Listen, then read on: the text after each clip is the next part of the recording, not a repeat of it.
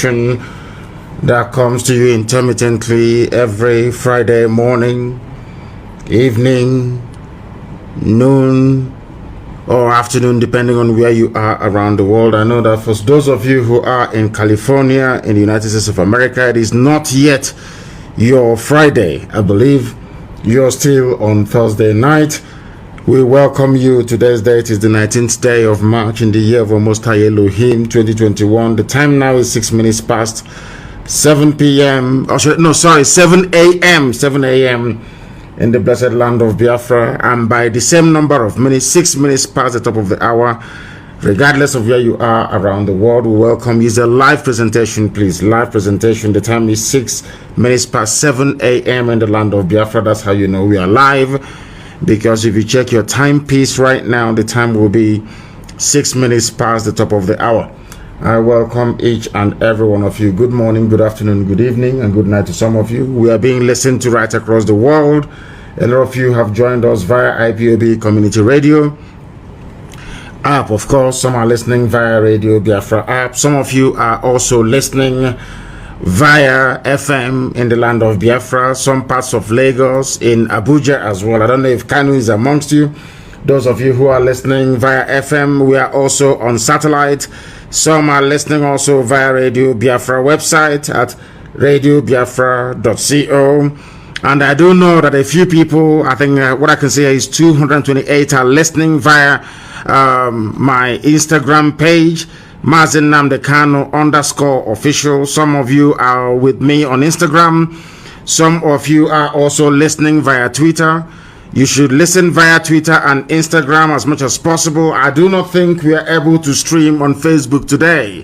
They don't want me to broadcast on their platform. They have taken money from the zoo. They are trying to cut out our voice because our women were raped, and they do not want the world to know about it. That is what Facebook is hiding, but they cannot stop us because we are unstoppable. And as we have been announcing for the past few days and weeks, very, very imminently, our own app will be launched. Something similar or better than Facebook will be launched.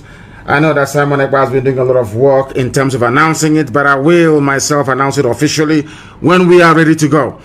But for now, we welcome each and every one of you, regardless of where you are. Bring your pen and paper ready. And of course, I am going to give out the telephone number with which you can contact us this morning. It is a question and answer session. Please, I will urge and pray that some of you refrain from unnecessary, should I say, commendation and pleasantries. I want you to go straight into your questions. The harder the questions, the more better for us. So we can educate, we can enlighten, we can make the world aware or bring to their attention the work that we are doing diligently and resolutely to restore the kingdom of heaven upon the face of the earth. Our work, our mission is a very simple one: to restore Biafra, or we all die in the process, because there is no other alternative. It is a good thing now that the Janjaweed are on the run. It's a good thing also that our people in the West, our Yoruba brethren, have woken up.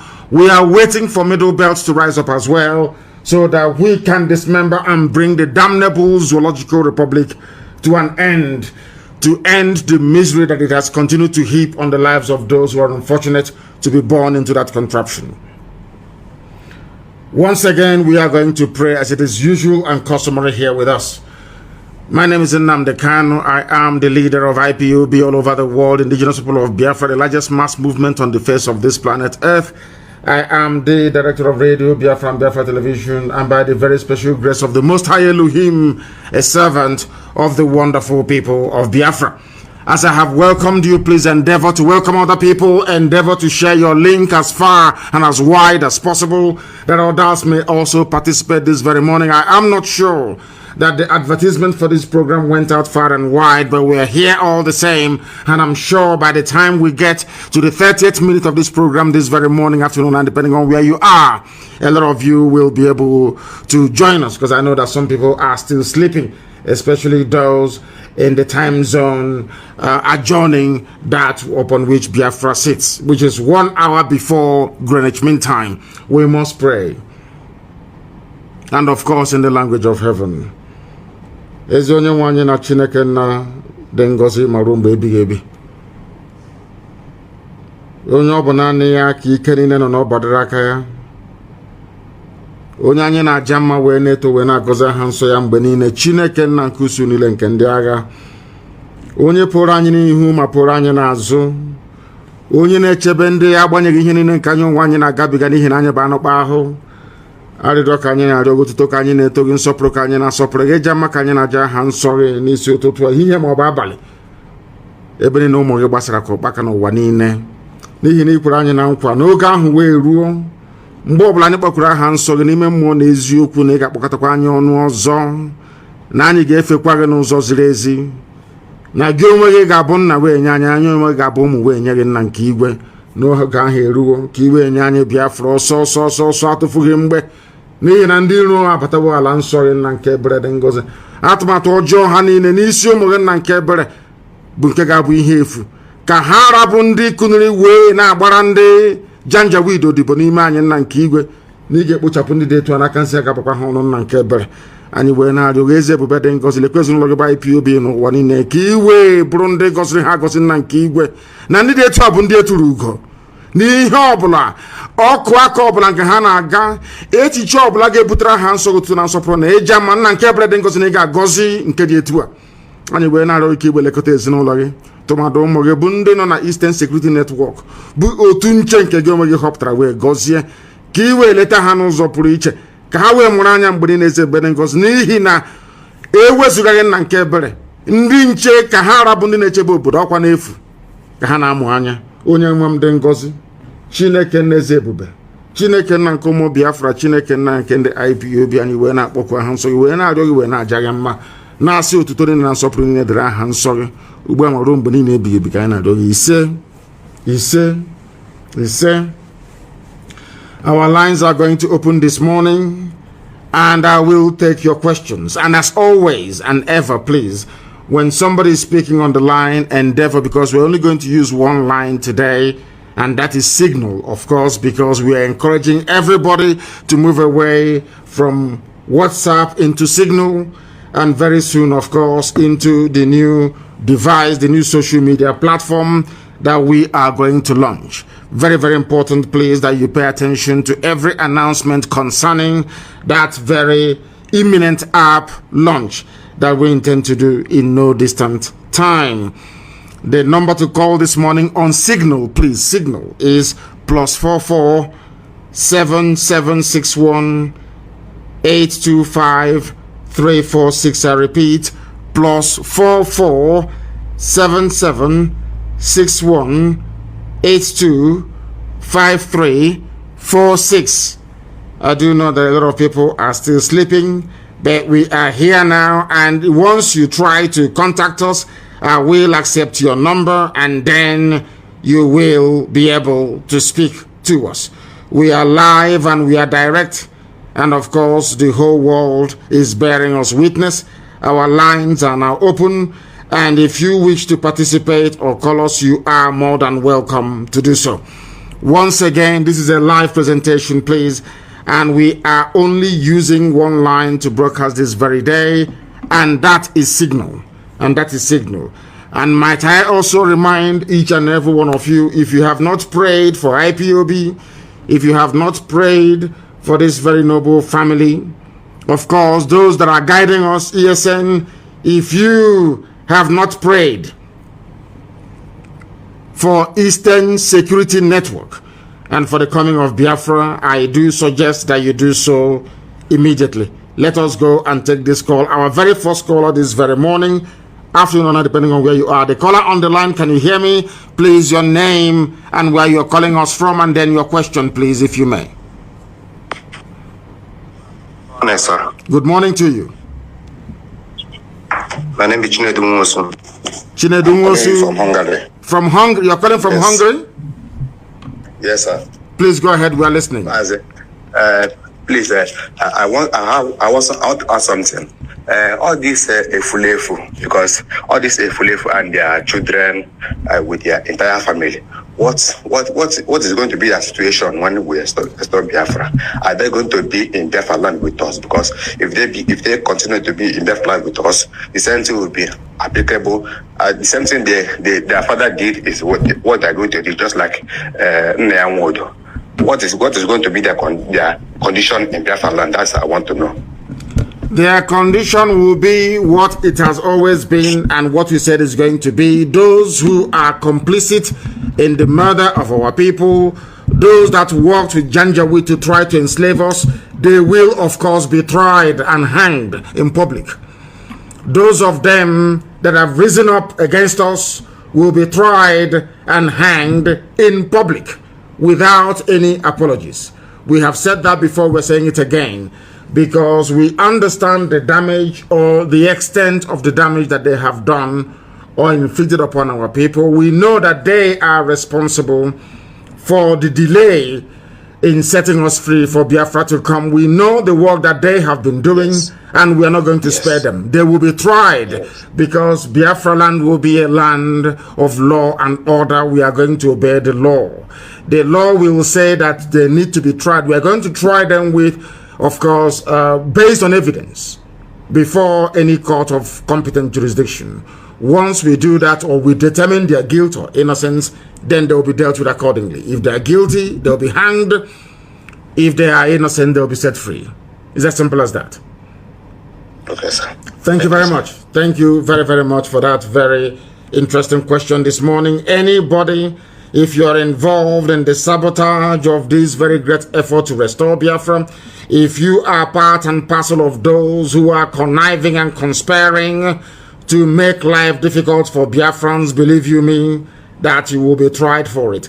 If you try to send us a message, it will come to, if you try to call for the very first time, it will come as a message. I will accept, and then you try and call back. That is the way it works. You will then try and call back. I know that it's a very complex system with signal, but that is the way it works. The caller on the line, can you hear me please? Your name and where you're calling us from, if you may. Good morning, my leader. Good morning to you. My name is Onyedika Chi. I am calling you from Neu-Ulm, Germany. My leader, I greet you for all the things you've been doing for Biafrans. Thank you very much. It seems where you are is very cold, is it? Where you are, is it very cold? Yes, it's very, very cold, sir. Yeah. I can imagine. I can hear it from your voice. I was the one who asked you a question when you came 2019. Yes, in München. Okay. So, when I was in Munich. Yes. Go ahead. Yes. So my question is please, it's just like a suggestion. Well, I'm asking, please, if you can ask, put it to unknown government to go after all these our saboteurs we have in Biafra land, because if we don't, that is the first thing we need to do. Please, it's getting on me here that I'm not there and I'm not useful, to this kind of situation going on, because I love to do something. Because here we are, they are chasing us around everywhere in the world. We are not safe. Okay, we are not safe. All right. Thank you very much, my leader. That is just what I want to add up to. Thank you. Thank you very, very much. We don't know who they are. Those saints, those avengers of the blood of the innocent. We don't know who they are. Some of you call them unknown gunmen. I have joined you in calling them unknown gunmen. They are, to some people, saints, sent by heaven to avenge the death of the innocent at the hands of the zoo security agencies.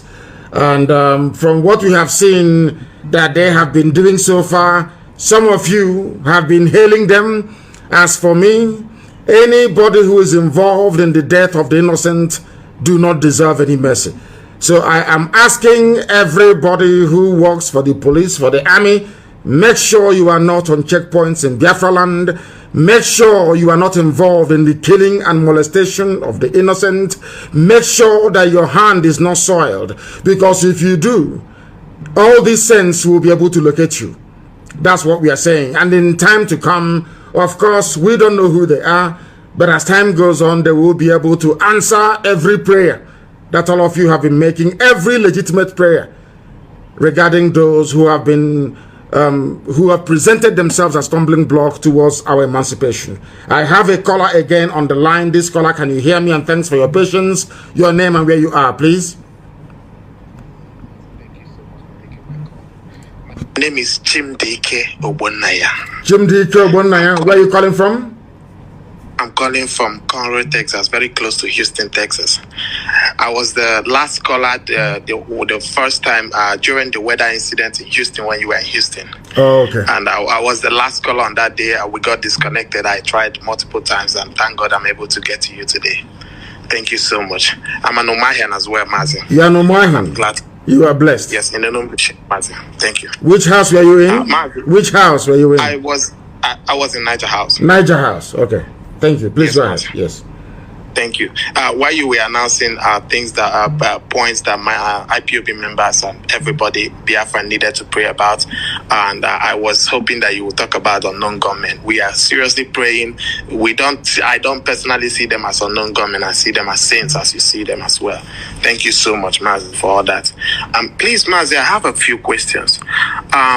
You see, I have friends in Imo State who keep telling me about incidents going on, even from the SARS operatives and all these people, and still being supported and fully backed by the Fulani appointed Supreme Court. I will call him the Sarakin Fulani of Imo State, Uzodinma. I love that name, the Sarakin Fulani of Imo State. I love the name. The Sarakin, he is not even an administrator because he is working for Fulani Janjaweed. He is the Sarakin Fulani. I will do a special program on that idiot. I am going to expose him beyond the understanding of most people. Believe you me, that man is a demon. Hope Uzodinma is a demon. And he has been moving and transporting our people to Abuja and all over the north. The same thing that Wike did. He thought that Wike did it and got away with it, but they do not know that the rain is going to fall and fall heavily upon Wike. I am making it abundantly clear. The rain will fall, not even rain. Hell, fire and brimstone will fall on Wike very, very soon. I assure him of that, for all the evil and atrocities that he has committed against our people. Hope Uzodinma is doing the same thing, moving and rendering our people to the north to be raped. One of the girls that was raped, the airlifted from, what should I say, abducted from Obibo and raped, she underwent surgery and her womb was removed. I have the pictures. Only a few days ago in Lagos, her womb was removed. I have the pictures. It is horrific. It is horrible. She was the one subjected to multiple rape. A very young girl raped as a result of what Wike did. And that is exactly what Hope Uzodinma is doing right now in Imo State. That man is beyond evil. He is the Sarakin Fulani of Imo State, as you have quite rightly tagged him. Please go ahead. Thank you, Mazi. So that was actually one of the things I was going to say, because my friends tell me that the incessant abductions, it's even increasing. And you see someone today and they go out and you don't see them anymore, and nobody can trace their whereabouts. So Mazi, if and I even saw about the incident today, yesterday in Anambra. If there is a way we can get across to our people over there in the ESN, to if we can, I'm supporting more, and I'm calling for more support to get our people in ESN to go over there and be on the watch, because people are missing every day, Mazi. It is that bad. And on the other question, I saw a lot of people saw broadcasts, and I'm trying to say if it's possible for you to address people that might be not so okay with broadcasts that we saw from the man in the creek that just starts his own government and wants to make people to follow him, which is not going to happen, so that people will be rest assured that everything is under control, under one command, as it has always been. Thank you, Mazi. Thank you very much, and very, very incisive questions you presented this very morning. Let me make it very clear, abundantly clear. Let me start from the last. That we are not under any government. This is, I think, about the 6th time they have tried to launch a government. I saw the very mischievous headline from Nation newspaper yesterday, alluding to the fact that I had given my support to this very idiotic and ridiculous formation of any government. The only reason why I have not come out to totally condemn it was because they said it is a customary government. It is not the government of Biafra. It's just like the way you have the 12 Sharia states in the north. They operate should I say, a customary Sharia system that suits people of the Janjaweed, should I say, leaning. Those who are being controlled by the Fulani Caliphate. They have the Sharia in the north. Does it affect you where you are? Does it affect us in the south? The answer is no. So you can form any government you like. It can maybe you and your friends can get together and form a government. Nobody's stopping you. It is called a customary government. Some idiots tried to form the same rubbish many years ago. Some of them tried to pressure me into forming a government. And I said to them, no. That before you form, our people are Republicans, they are Democrats by nature. Before you form any government, you need to get their permission. They need to mandate you to do it. You just can't wake up in the morning and insultingly say that I'm forming a government for Biafra. Somebody who is a Janjaweed, somebody whose allegiance is to Saudi Arabia, somebody that despises Israel, somebody who is a nobody, has no following. Even the wife doesn't follow him. You want to, anybody can, you know, in the zoo, you can announce anything, and if you give them money, they will carry it. We know the work that DSS is doing. They even went as far as issuing an op-ed. Somebody wrote an article trying to extol the virtues, trying to insinuate that somehow this wonderful, noble, unbreakable family has been divided. And I said to the person that you are insane. Once you leave IPOB, you are on your own. You cannot take anybody with you. It is impossible because we are one family. That is who we are. One name under one command. Not two, not three, not four. People may try to seek relevance. It is in their nature. You know, when you run out of, let me give you a very simple example, my dear brother.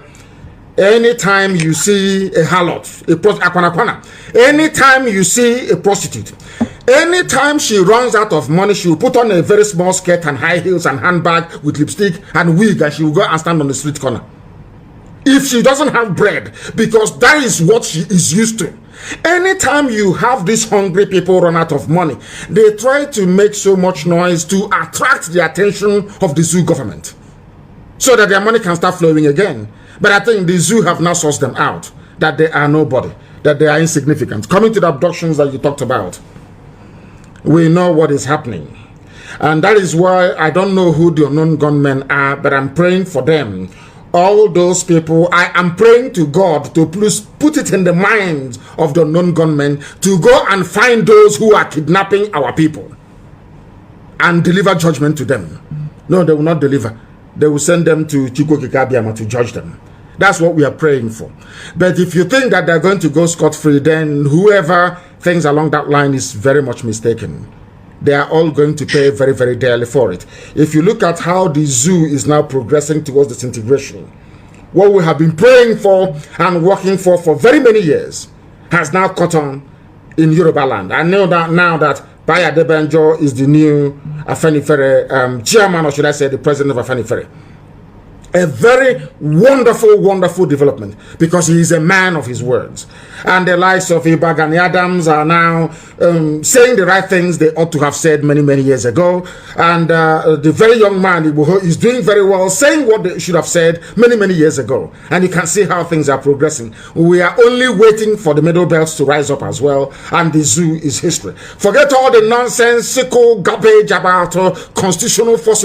You do constitutional force majeure with people who are reasonable, people who are sensible, people who are amenable to reason, not Fulani Janjaweed.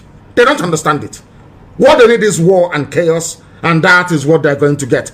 Look at, do you know that they no longer go to school in the north? The zoo is almost gone. And as I said, if you have not gotten your Somali visa yet, please try and do so, because the zoo is imploding and imploding very fast. All those involved in the abduction of our people, very soon they will receive their own judgment. That I can assure you categorically.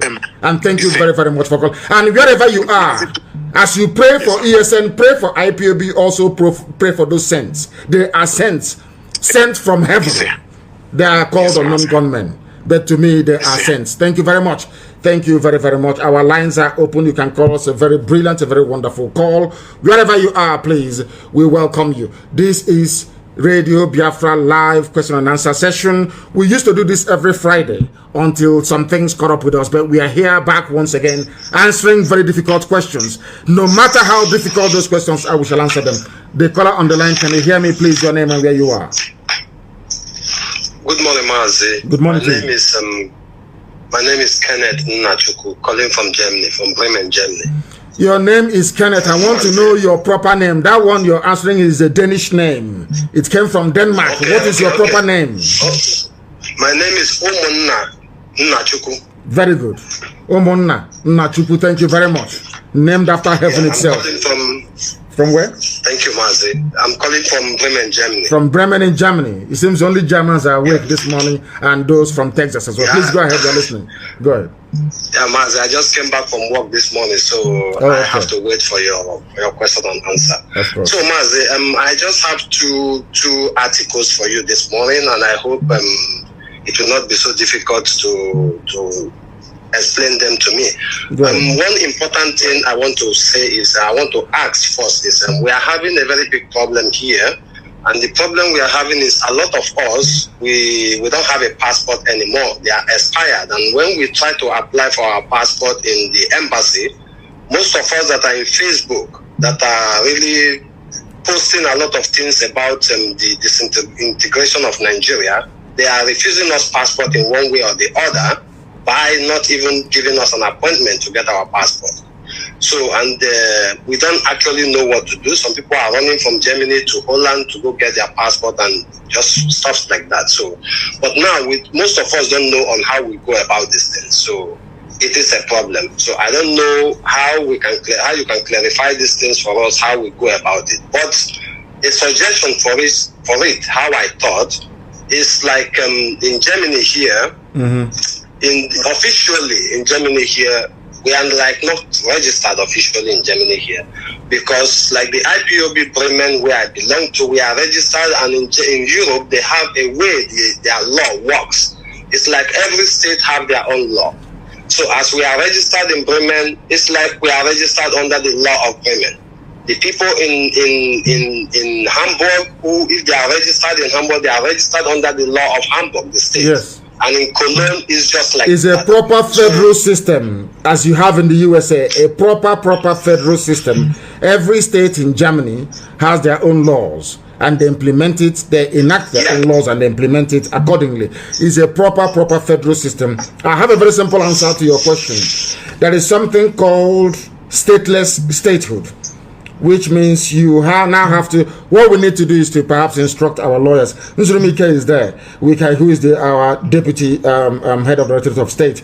We can get him to explore the possibility of trying to get the UN involved. And the UN in this instance, they have no choice.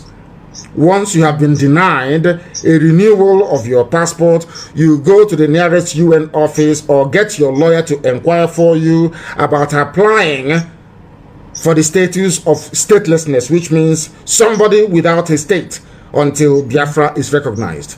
And they are bound by conventions and treaties to make sure that they issue with a travel document. Yes, go ahead. Yeah, because some of us started this very thing already. Like for me, I went already to the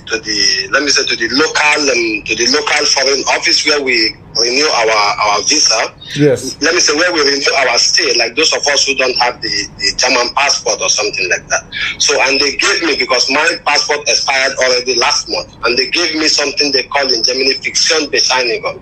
So this paper I can be using to run around in Germany to work, but I can't use this very paper to leave Germany. That's what I'm explaining to you. The only document you can use to leave Germany is one issued by the United Nations, because currently we are all stateless.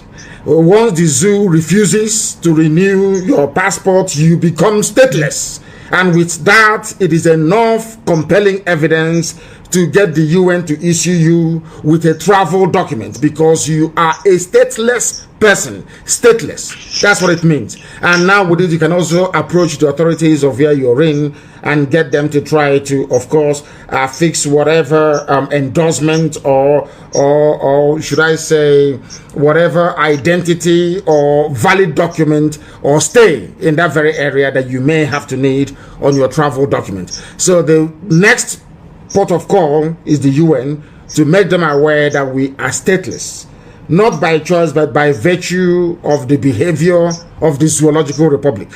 That's what we are going to do. And I will get Nzulumike to look into it and see how that applies in the case of Germany. That is something that people do not understand. There is something called persons who are stateless, which means you have no country of your own. In our case, we are waiting for Biafra to come.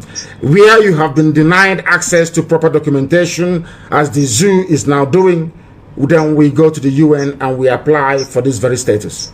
As simple as that. And that's what we're going to do. So I will get Nzulumike to investigate it and then come back to us. Because what we have right now, especially in Germany, is not acceptable, and we're not going to accept it. Thank you very much for your call. Is that all you have to say? Okay, Mazi. Thank you. Thank you. And remain blessed. Thank you very, very much. Our lines are open. Our lines are open. This is Radio Biafra. We are live and direct. Your name and where you are, please. Sorry, I can't hear you. The caller on the line, I cannot hear you. Hello, good morning, sir. Good morning to you. Please, your name and where you're calling us from. Yeah, good morning. My leader, my name is John China Sokuchima, a regular caller calling from Aba. From Aba, please go ahead. Yes, my leader. May Chukwu bless you and keep you more stronger as you are pushing us to this our glorious land. Yes, sir. My question for you this morning is I really wanted to know, because in our meeting last Saturday we deliberated it. We have some of our new members that are coming. I want you to clear air, because some people say that you say that we should close our books, we should not welcome new members again, no monthly dues. But some people are coming because of the way they see IPO be moving and the way we are on truth, and the whole thing they are doing is coming up. They wanted to join us. What do you do to them? I want you to clear, because they say that you say we should not welcome new members again. No. I think, sorry, let me cut you short there. No, they misunderstood what I said. I said in ESN, we no longer welcome new recruits into ESN. But as for ordinary family meeting, people can come in. But let me tell you the fear that we have. There are a lot of people who have been recruited by the zoo to identify our people for abduction. So where you have a temporary moratorium in place, where people are not being accepted, or should I say new members are not being accepted, it is for a very simple reason that we need to keep those who are there before secure and safe. And coming to the issue of contribution, yes, allow me to repeat. I do not want, there are no more monthly dues for the time being until I lift it. No more monthly dues in Biafra land alone. Outside Biafra land in the diaspora, people are allowed to continue to contribute. But in Biafra land, no more monthly dues in Biafra land. And I would leave it to the coordinators on the ground to determine those of them who should be admitted into our meetings. But for ESN, the door is shut, it is closed. No more. We have enough people and they're doing wonderfully well. And we need to make sure that anybody coming in is sensible enough, is understanding enough to appreciate the level of discipline required for you to serve in ESN. ESN is more disciplined than any army in Africa at the moment. And we don't want people to come in there to contaminate it. Thank you very much for your call. Thank you very, very much for your call. And I welcome it this very morning. Our line once again, and please let me remind you how it works.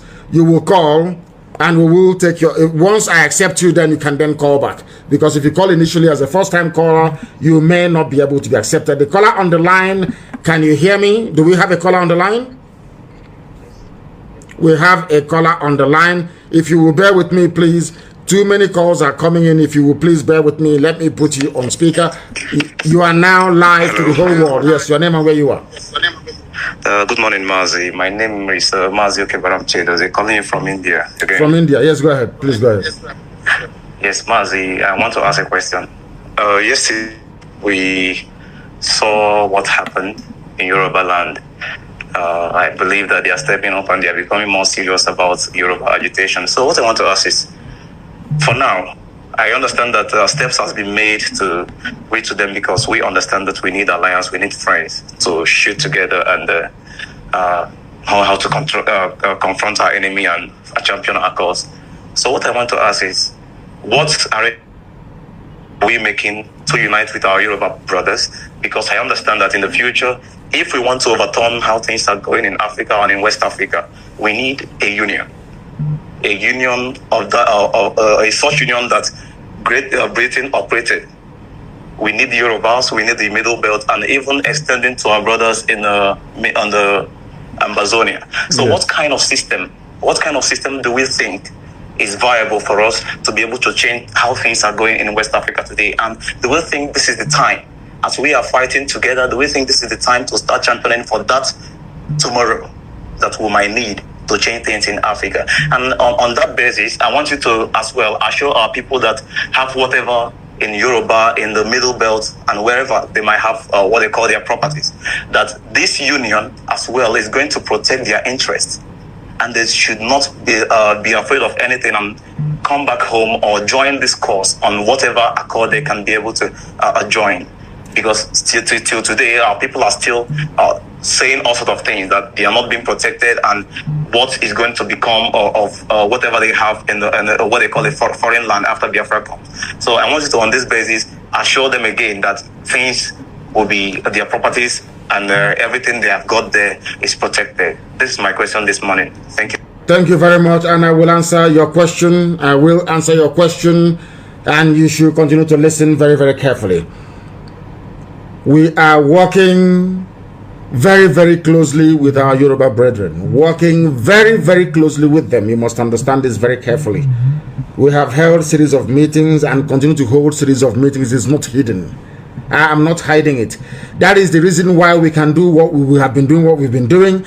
And that is the reason why our Yoruba brethren have now risen up, because they know that we cannot go behind their back to go and cut a deal with the Fulani, to allow a Fulani invasion of Yoruba land as a revenge of what happened during the war. They know that is not going to happen. We have a very clear understanding. We know that our future and our fates are intertwined.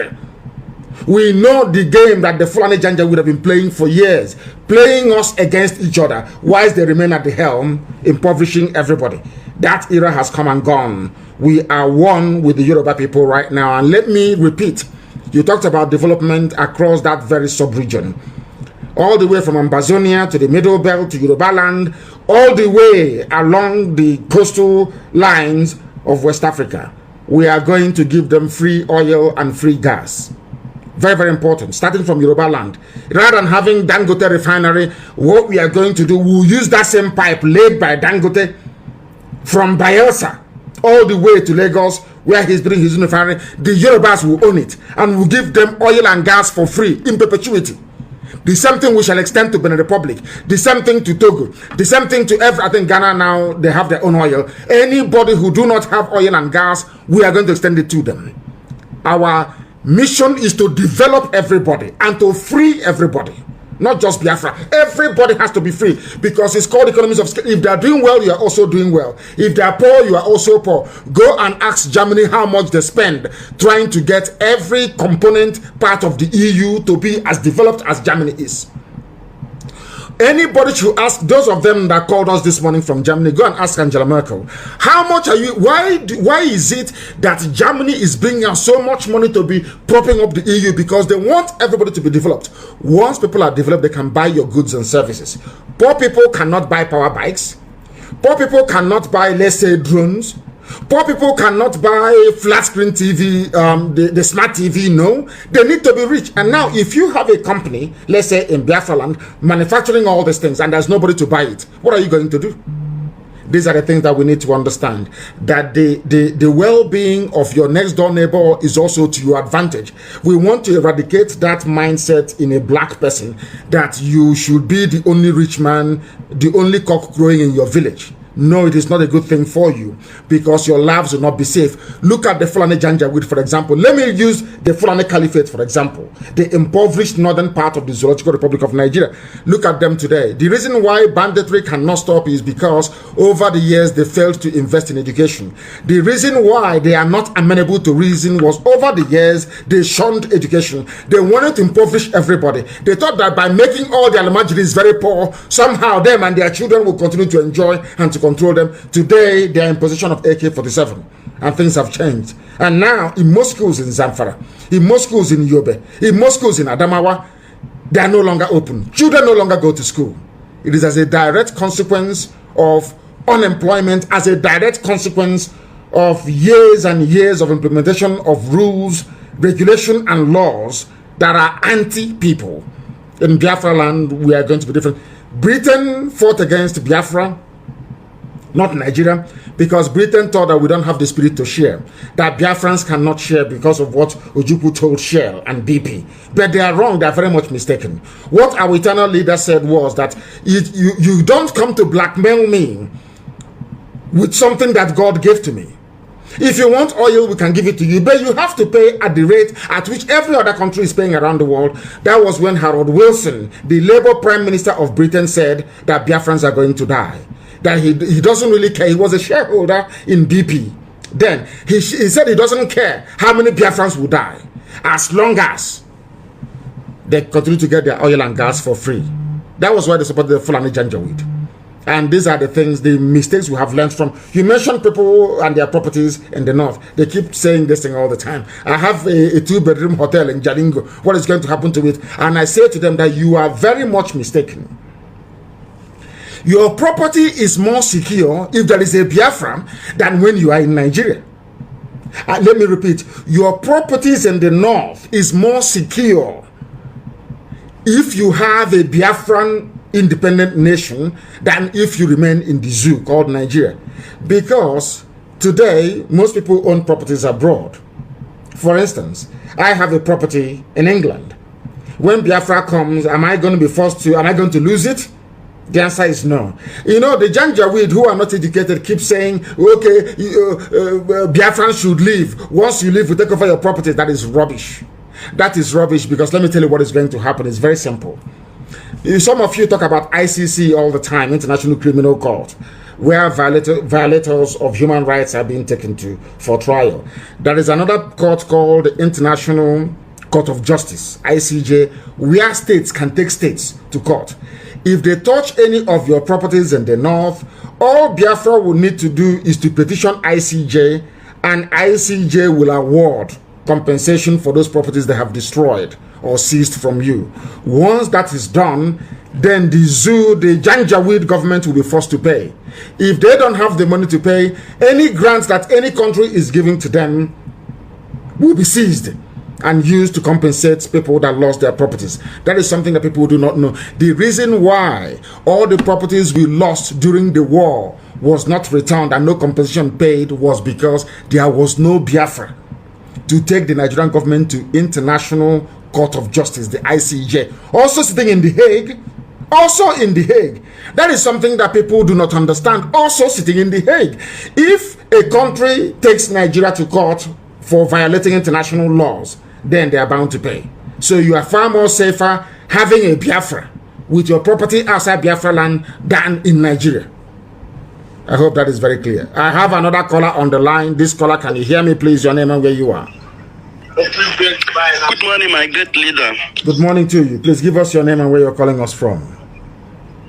My name is Mwabe Okechukwu. I'm calling for United Arab Emirates, Dubai. From Dubai, a very beautiful and wonderful place. One of those who operate a truly federal system, because Abu Dhabi is free, Dubai is free, Qatar is free, and one other one as well. I've forgotten the name. There's a few of them.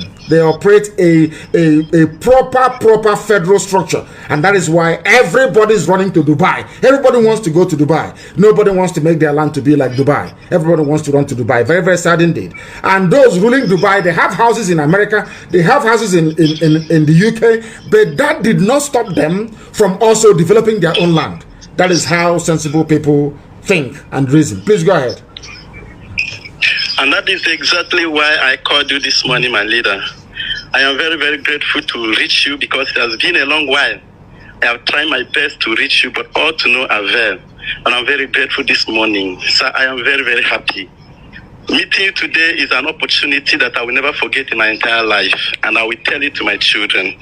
Sir, what I want to say is about the issue of what is going on in Nigeria right now. Now, our people are being fragmented to the extent that things are getting worse because now the fuel pump is very, very high. Now, traveling from Biafra land to Lagos and all this traveling are very, very expensive. Everything is now very, very expensive. And our people are not ready to do anything about it. And the issue is this. This Fulani Janjaweed, they are using this opportunity to gather more money to keep on fighting us. So as a point reached like this, so I want to know, are we going to keep on being quiet over this issue while they are using the resources in our land to be gathering more money to fight us, or are you going to declare Biafra? That is my number one question, to declare Biafra, because the thing is getting out of hand. Because I know very well that we have men on ground that can defend our territory. Number two question is this. So I have said in many occasions that we are not going to reign or rule us or lead us when Biafra is actually achieved.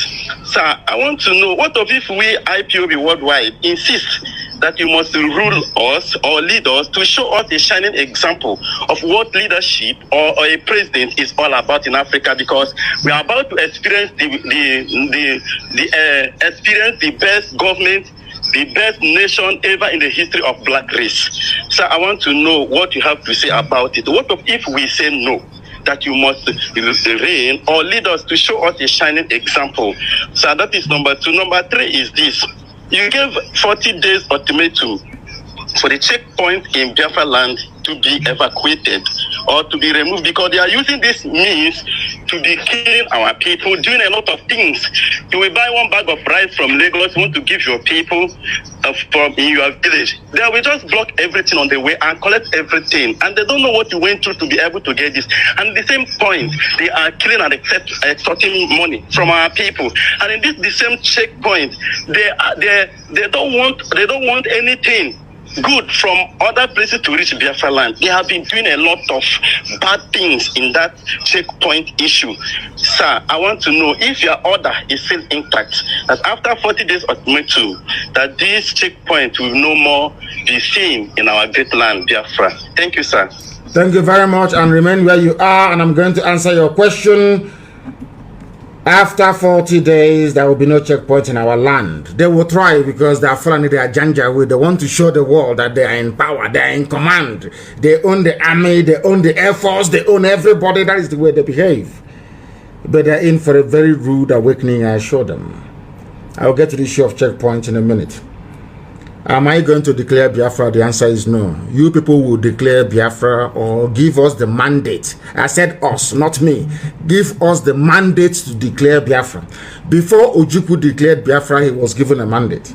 Then the cockroach, the hotelier, came and was declaring Biafra. I think after every 6 months he would declare Biafra. And nothing happened. They will settle him. He went and sat down.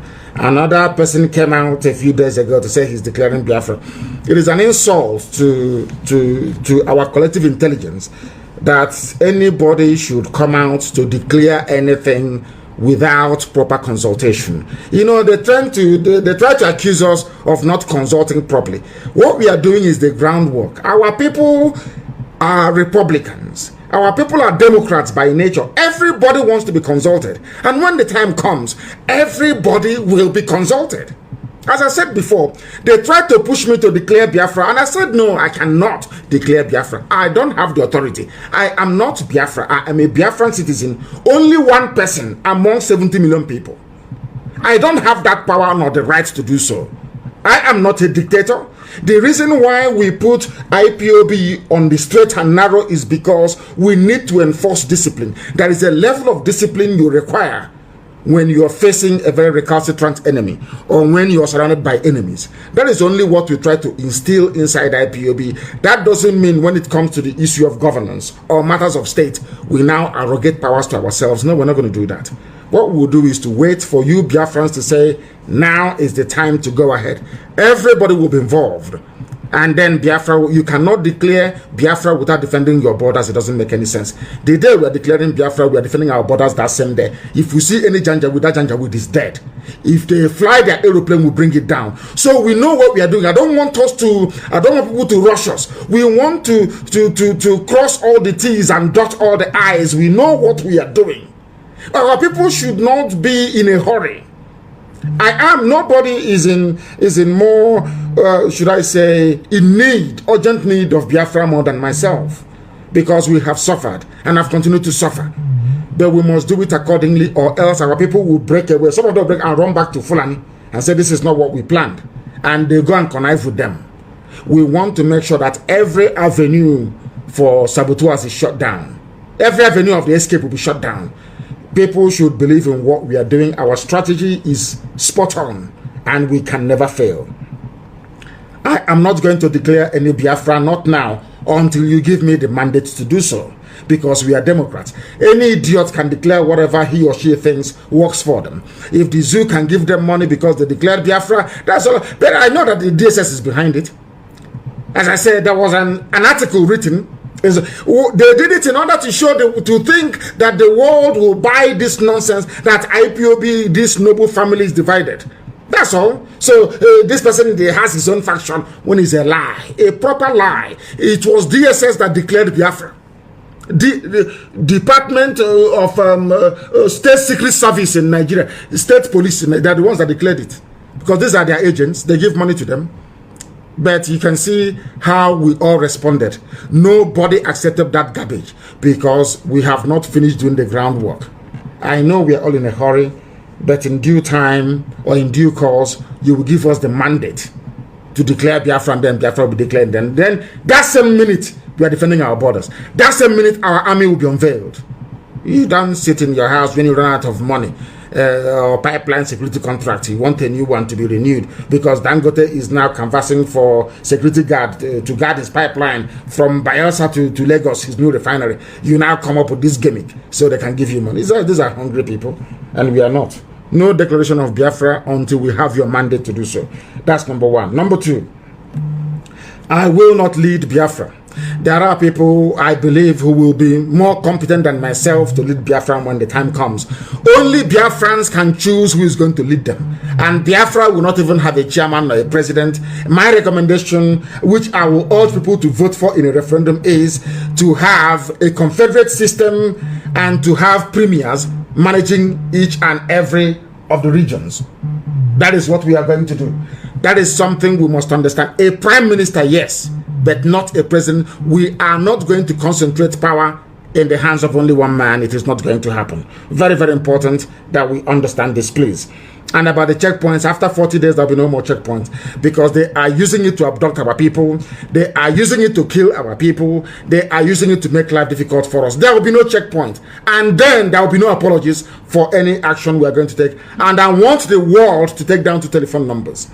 Even from today, wherever you see a checkpoint from this very morning in Biafra land, I am going to give you 2 numbers this morning, please. They are our inquiry lines. If you have any issues, if you have any case, if you spot any saboteur, if you know anybody who is pointing out our people to be arrested, you have their name, you know where they come from, I am going to give you a number this morning to call. That very number, once you call it, you leave us your details, then we go and find those people. We go and locate the checkpoints, and then the rest will be done. The numbers are, now I'll give you the number in a minute.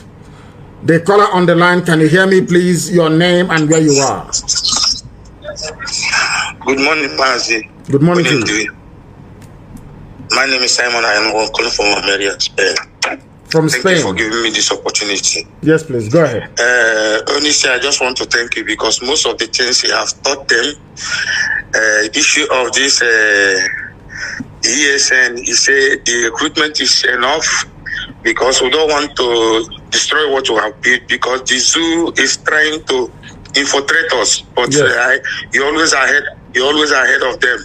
Thank you for your wisdom and what you said about the Confederated State now. I like it because if you look in Switzerland, they never entrusted any power to one person. Each canton have their own leader. That is why they are progressing. All these things you are doing is very, very wonderful. And I want to touch against some things. Some people say that you arrange call. You arrange people to call you. But this morning, They want me to show. Now your name here is IPOB Almeria 2017 2222. Do I know who that person is? I don't know who you are. No. So anybody, let me finish. Anybody who has ever witnessed where we have done a live presentation and taken live calls, you will know that I never ever filter calls in my life. Never ever, because I prefer more difficult and harder questions, because that brings clarity to what we are doing. When I answer or I respond, that brings clarity to what we are doing. That clears all the doubt. That is why we welcome it. Please, we do not filter any calls. If they want me, maybe next week Friday, by the grace of the Most High, to record our entire, to actually relay it live by video using 2 or 3 cameras, I will do so. I do not filter any calls, and I will never filter any calls, because I believe there is no question Chukwuka Abiyama will not give me the grace to answer. Please go ahead. Please continue what you are doing. All this is distraction. There's one thing people don't know. Immediately you step out of this global family, you are gone. That thing that brought you up will bring you down. Of course. Some of them are there now. Nobody is calling them. They are imagine. All this call Nnamdi Kanu is getting. Maybe he's arranging people. Since morning, I have been calling. You know, this is something some of them don't understand, because they will be there. Nobody called them. They think Mazi Nnamdi Kanu is arranging call. These are people that have lost their way. I tell every one of them, what brings us together is Mazi Nnamdi Kanu and IPOB. And immediately you step out of this family, you are gone, not to concern me and you again. So Mazi Nnamdi Kanu, don't listen to any distraction. Continue your mandate. Continue what you are doing. But you guide your way. Guide your going out and coming in. Any evil man that meets you will run away. Thank you for giving me this opportunity. They say we arrange calls, and there are lunatics everywhere. We had a caller on the line. That caller is no longer there. Maybe they will call us back. Maybe they will try and call us back. There are many people who are calling, but I want to deal with one issue first. The last caller mentioned Switzerland. Switzerland is doing very well. And let me tell you why Britain said no to Aburi Accord. This is something that it's only now that we have hammered on this issue. It has now dawned on everybody that Britain never meant well for each and every one of us. I am a British citizen, don't get me wrong. There are good Britons, good English people, good Scottish people, good Welsh people, good wonderful Irish people. But there are very evil people amongst them as well. The caller on the line, can you hear me before I deal with the show Switzerland? Can you hear me, please? Yes. Your name and where you're calling from? Okay, my name is Uche. I'm calling from India. Uche from India, we are listening. Please go ahead. The world is. Did I arrange you to call this line this morning as well, as they said? No, I saw it on YouTube. I've been trying to get you online for a long time. Thank you. Please go ahead. I'm even surprised that I'm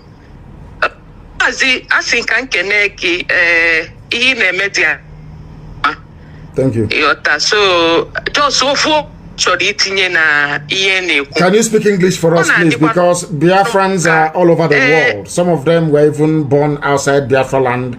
Some Biafrans do not speak or understand English language.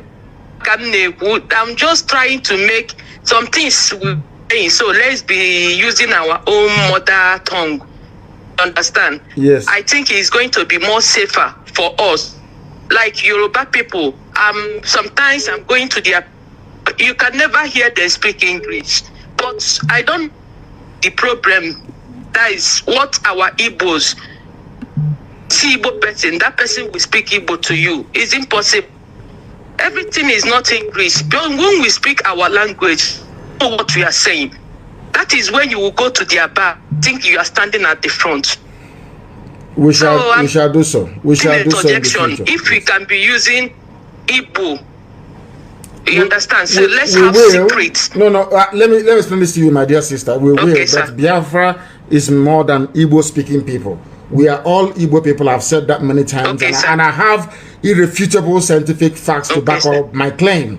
But the thing is that because the Igbo, let me say, the central speaking Igbo people from the lower Benue all the way to Ahoda never conquered anybody. One thing people don't understand is that even the Yoruba nation is not homogeneous. An Ijebu man is different from an Elaje man. Elaje man is different from somebody who comes from Ife, from Ile Ife. They are all different people, but there was a conquest from Ile Ife. The royalty from Ile Ife spread out, the Oni and all the rest of them, over many years, and conquered other vassal, should I say, clans around them, and they all spoke one Igbo language. Sorry, one Yoruba language. Had there been an Igbo king, for instance, had there been an Igbo king, and that king decided to go on conquest, they will go and conquer other people, and by virtue of that, they will now start speaking Igbo language. The same way that Britain conquered us and we're speaking English. That's how this world works. Look at the parts of Africa conquered by French people. They are now today speaking French. The parts of Yoruba, people will now call Yoruba today, we are conquered by the throne of Ile Ife. And they are now speaking Yoruba, a language we call the Yoruba. Look at the Hausas, for instance. The Hausas conquered a lot of people in the north and built their empire. Today, they are all speaking Hausa, of course, aided by their own invasion of the Fulani. So you must understand this. So in Biafra land, we never conquered anybody, and nobody conquered us until the white man came. That's why we all speak English. Now, what we are going to do is this. We are having programs, we are scheduling programs on Radio Biafra where you will have this news that I'm broadcasting in Ibibio language, in Efik, in Izon language, in all the major languages that we have. And I think the major ones we have are Igbo, we have Ibibio, we have Izon. Even in Bayelsa, even in Ijoland, they have four languages, even more than 4. Are you aware of that? They have 4. Oh, wow. Yeah, of course. So if you now say that let somebody from let us speak Ijo language, there is not one Ijo language. Not one. They have a minimum of 4 major languages, and they do not understand each other. You must understand this very carefully, why we use English all the time. We have Isoko.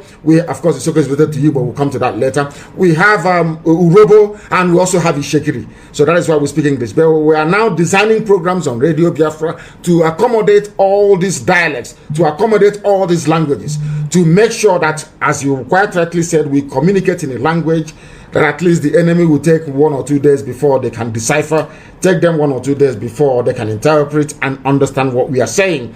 And also tagged on to that, because I said I'll answer this question, it's a good thing that you underline. In Switzerland, my dear sister, in Switzerland, they speak 3 different languages in Switzerland. Yes. Do you know that? Switzerland, there is no official Swiss language, not one. They have 3 official languages in Switzerland.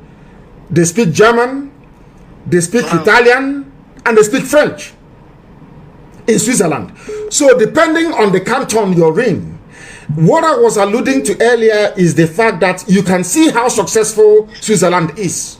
They run a confederation.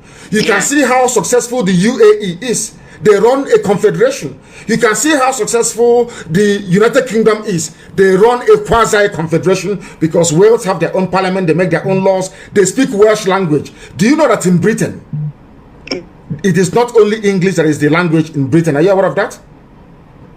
There is something called Kanu, which is Welsh. Yes, of course, in Wales. The same United Kingdom, the same Britain, the same UK. They speak a different language from English. The same UK, they speak Celtic language in Scotland. The language of Scotland is Celtic. They are Celtic people. In Wales, they speak the Welsh language. It is not English. Not English, not at all.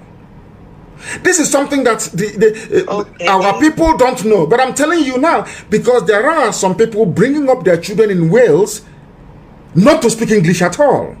No English. If you go to Wales, you will see English, a road or a city in English. You see the Welsh translation of that. Should Wales become independent tomorrow, there will be no English spoken there. Should Scotland decide to go the way of the ancients and go back to their original language, the Celtic language, it is not English.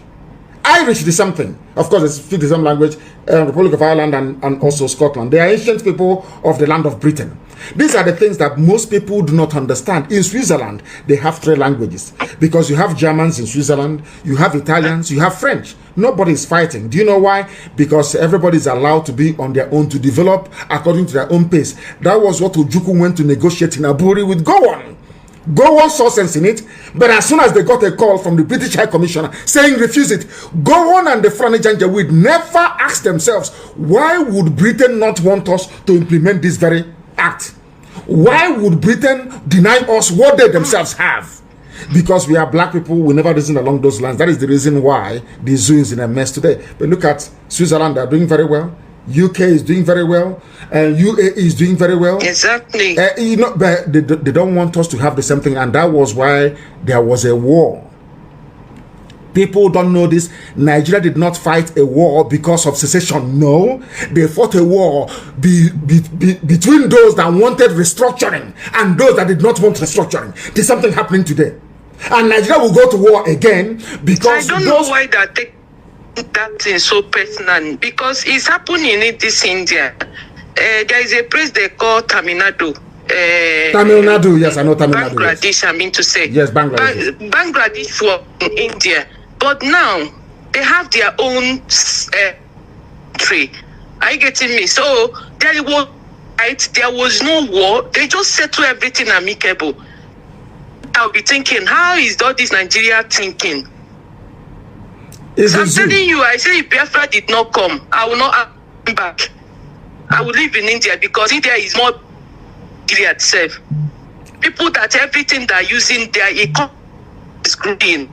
Even toothpick, anything a big rich man will use, a poor man will use it too. I agree with you. They don't say, this food is only for a poor, rich people. This one is only for rich people. If they make it in 1,000, they are in 1 naira where the poor man can afford it. But in our country, no. I'm just happy. If out there a lot of come back, but things is not as in, I don't know to say it. Okay, look at it this morning. Someone sent me hometown Okija that's still doing it. That somebody killed a young guy and they take up his head. You know, I will send you the video. So I'm saying is Filami people. Some people are saying is you know, so we don't know. We are still making investigate to know what. I don't want you to despair because your line is breaking up. Your line is breaking up, my dear sister. Let me answer some of your questions. All this nonsense are happening because we are in a place called the zoo. That is the reason why once we leave the zoo, our lives will be a lot more better. I said I'm going to give you telephone numbers to call anytime you see any checkpoint anywhere in Biafra land. I'm going to give you 2 lines to call. Only 2 lines, please. If you see a saboteur, if you see somebody pointing at people, these are the numbers to call. If you have any inquiries regarding what is happening, these are the numbers to call. If you want any issues clarified, these are the numbers to call. Please get your pen and paper ready. I will give you these two numbers, especially for those. It doesn't matter where you are. They are inquiry lines, please. +49 is a German. These two are German numbers. +49 162 730 6732. That's the first line. I repeat, +49 or 0049 if you are in a civilized place. In the zoo, it is 00949, but it is +49 1 6 2 7 3 0 6 7 3 2. That's number one line. I'm going to give you another line as well. Same German line. +49 17 66 73 93 410. I repeat, +49 176 6 again 7 3 9 3 4 1 0. Those are the two lines to call. Is our inquiry line. Anything, any questions you have regarding what we are doing, those are the lines to call. +49 162 730 6732. Again, +49 1766 73 93 410. Inquiry lines, not for our program this morning. The line to call for our program this morning is different, but I'll give it to you after this call. The caller on the line, can you hear me, please? Your name and where you are.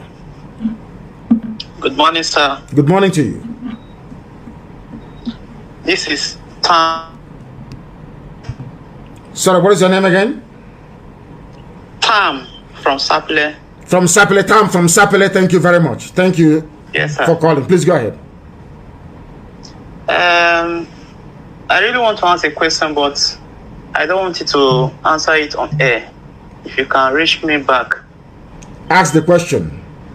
If the question is that it's not about me going to kill somebody, then you can ask that question live on air.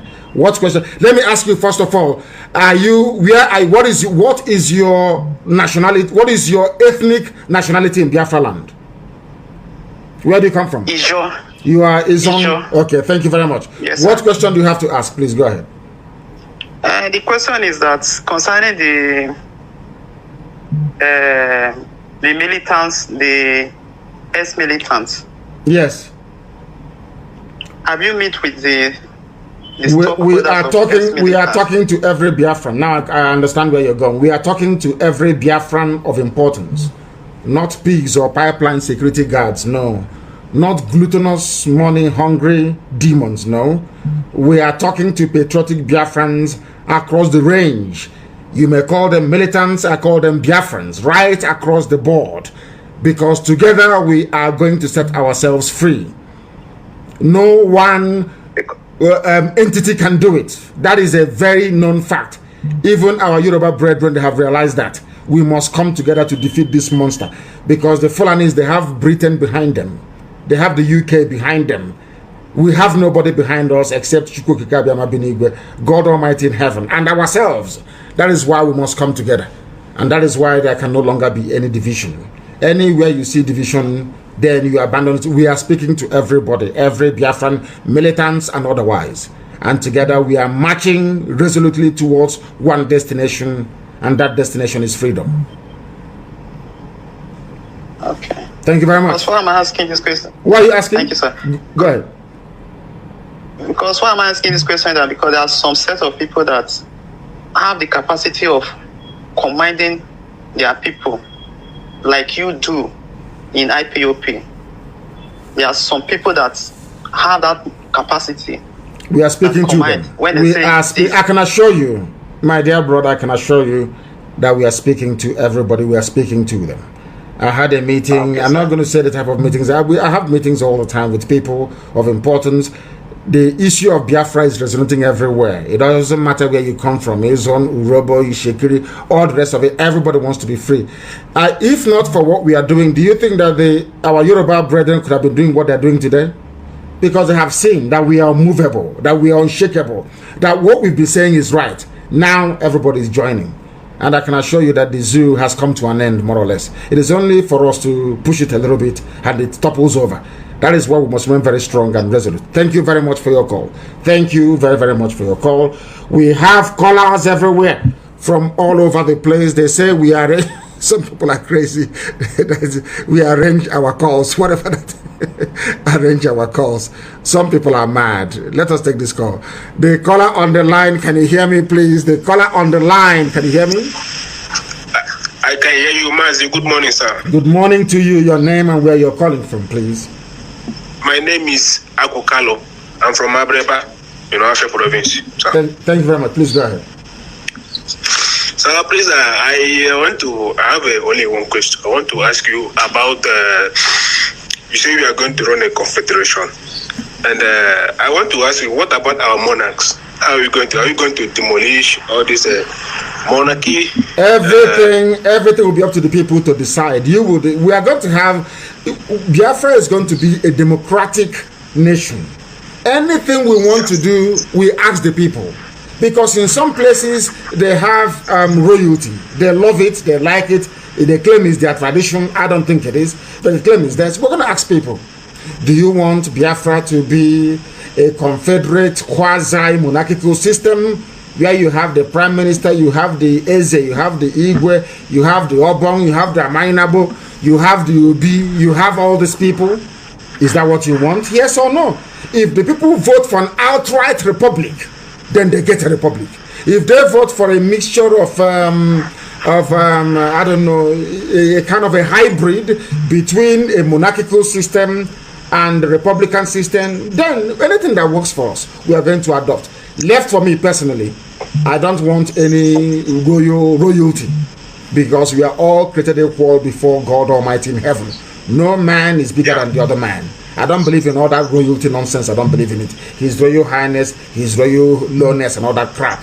That is why I never answer a prince. That is why I don't believe in all of that rubbish. I don't believe in it. So if you people say you want royalty, then fine. Who am I to decide?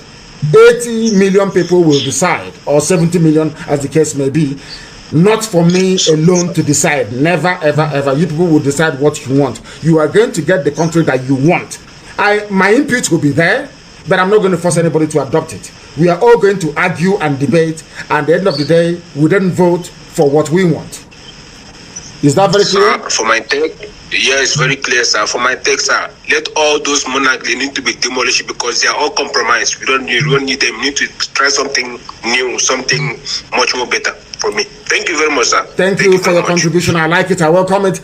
That is the type of debate I want to have. Let me make it clear that the numbers I mentioned before, they are our inquiry lines, please.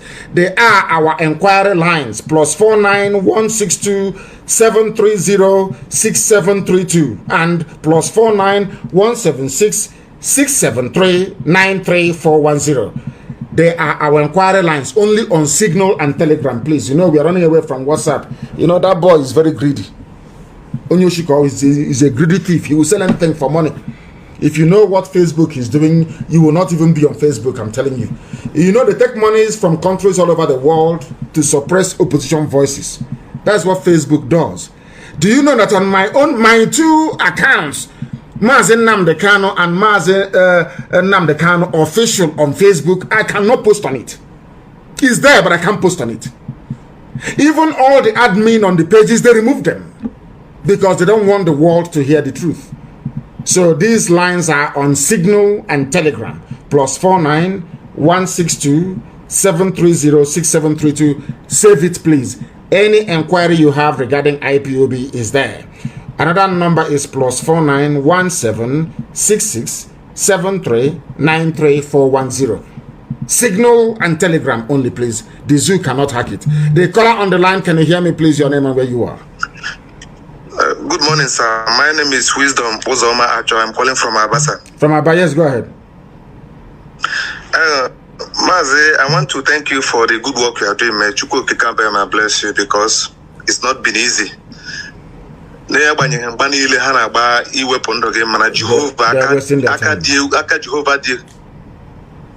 was in their time. Go ahead, please. That was in their time. Go ahead.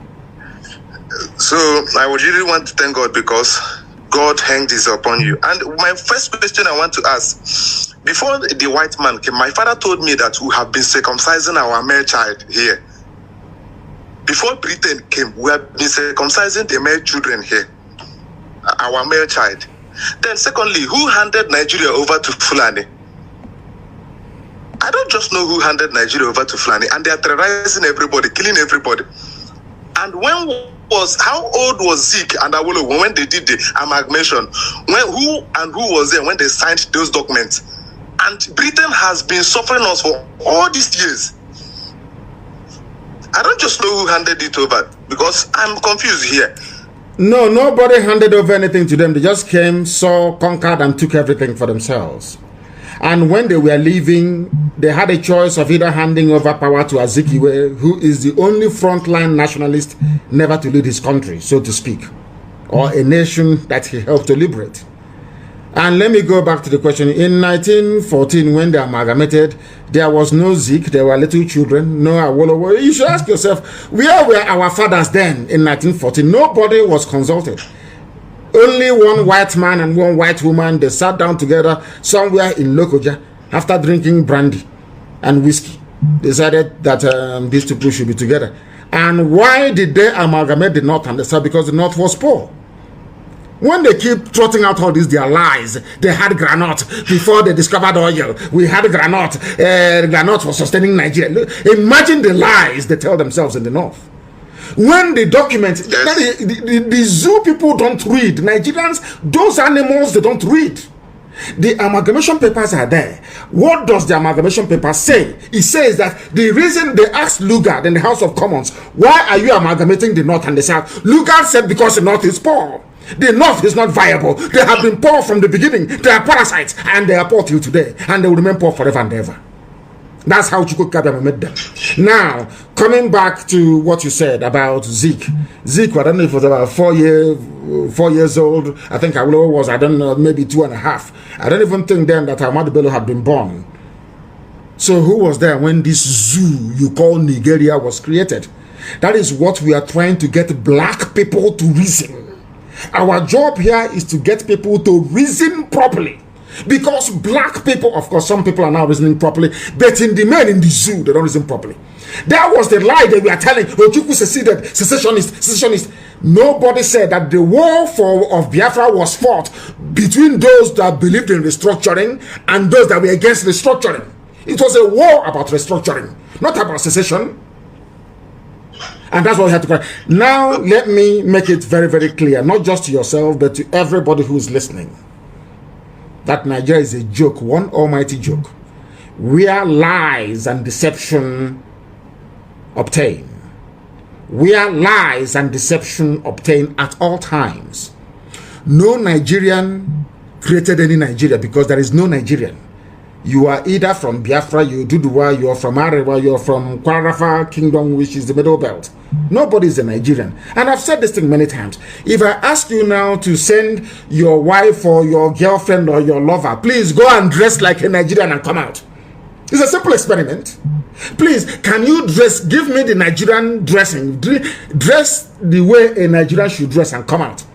We'll start dragging that person. One will say, oh, it's Yoruba. The other one will say is a Biafran dressing. Another one will say it is a northern dressing or middle belt. There is not even one common food. No common religion, no common food, no common language, not even the way they dress. Nothing unites them together.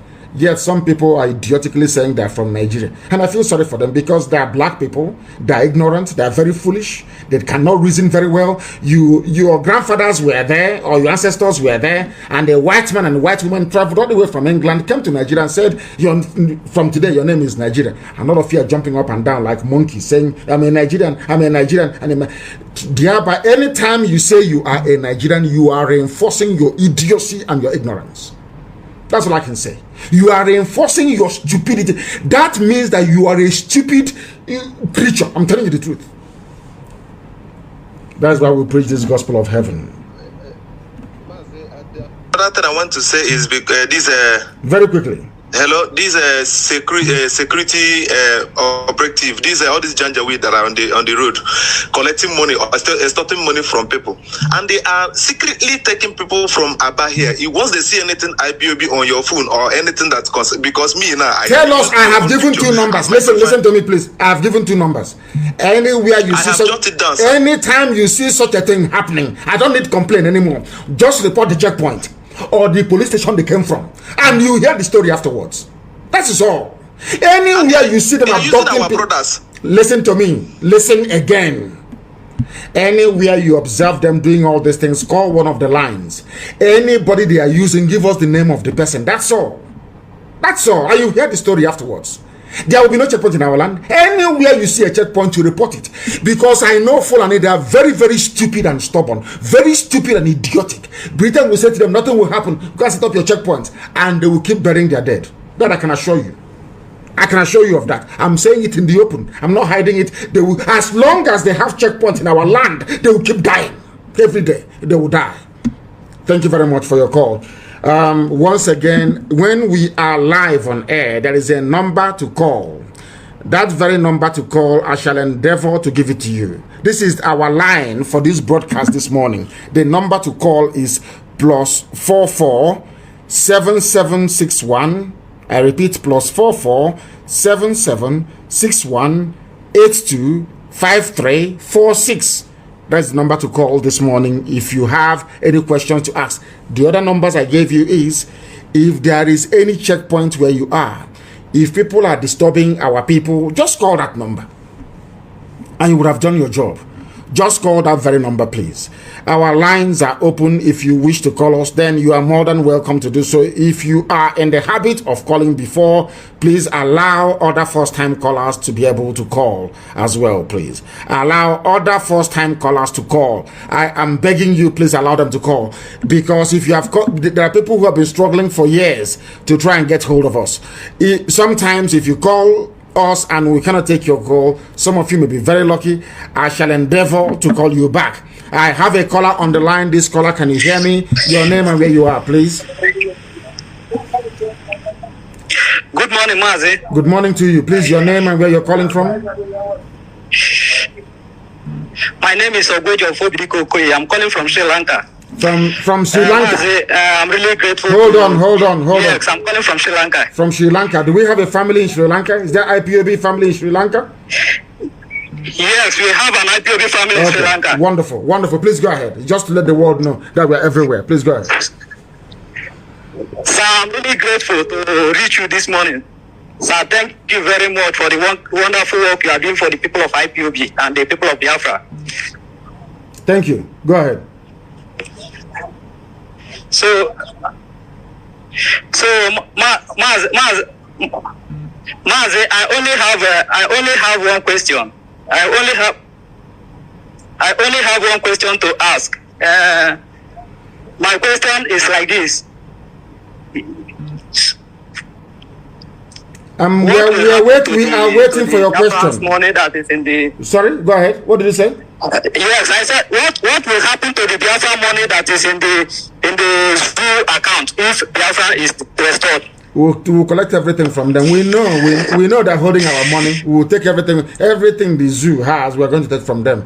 Everything of ours they have at the moment, we are going to get from them. It is easier for us to get our stolen properties back from the zoo with an independent Biafra than for us to be living in the damnable zoological republic. Thank you very much for your call. Thank you. Somebody said the number again. Why don't you write it down? People are coming and asking for the number. Others should please try and post this number on those of you on Instagram. Somebody wrote on Instagram and said, I am on Instagram as a matter of fact. They say if you have to be on Instagram, you have to be posting pictures and slaying. So we are also trying to do, these things are too modern for me. We are trying to do that as well to get people on that very platform to be part of what we are doing. If you call, I will accept your call, of course. The caller on the line, can you hear me, please? Your name and where you are. The caller on the line, can you hear me for the last time? Good morning, sir. Good morning to you. Please raise your voice for me. Your name and where you're calling us from. Okay, my name is Nkiru Kawankwo, calling from Spain. Nkiru Kawankwo from Spain. Please go ahead. We are listening. Okay, sir. My question is this. I want to know what will happen between the Idu people and the Yoruba. How are we going to rectify it? Because some of them are believing that the Oba of Benin is from Ile-Ife, is not a citizen. Yes. Then, if Biafra comes, what would be the difference between how are we going to settle with the Yorubas on that issue? We are going to, very simple, you ask the people. We are not going to be like the zoo. We are going to ask the people of Idu, Igodomigodo, especially within the Benin Kingdom itself. I don't want us to confuse Benin Kingdom with the whole of Edo. The whole of Edo is not Benin Kingdom. Because we have Igbo Akre, Banke, Igbo people inside the Edo state. They are not part and parcel of the Benin Kingdom. Now we will ask those who are covered, should I say, under the jurisdiction of the ancient Benin Kingdom, what do you want?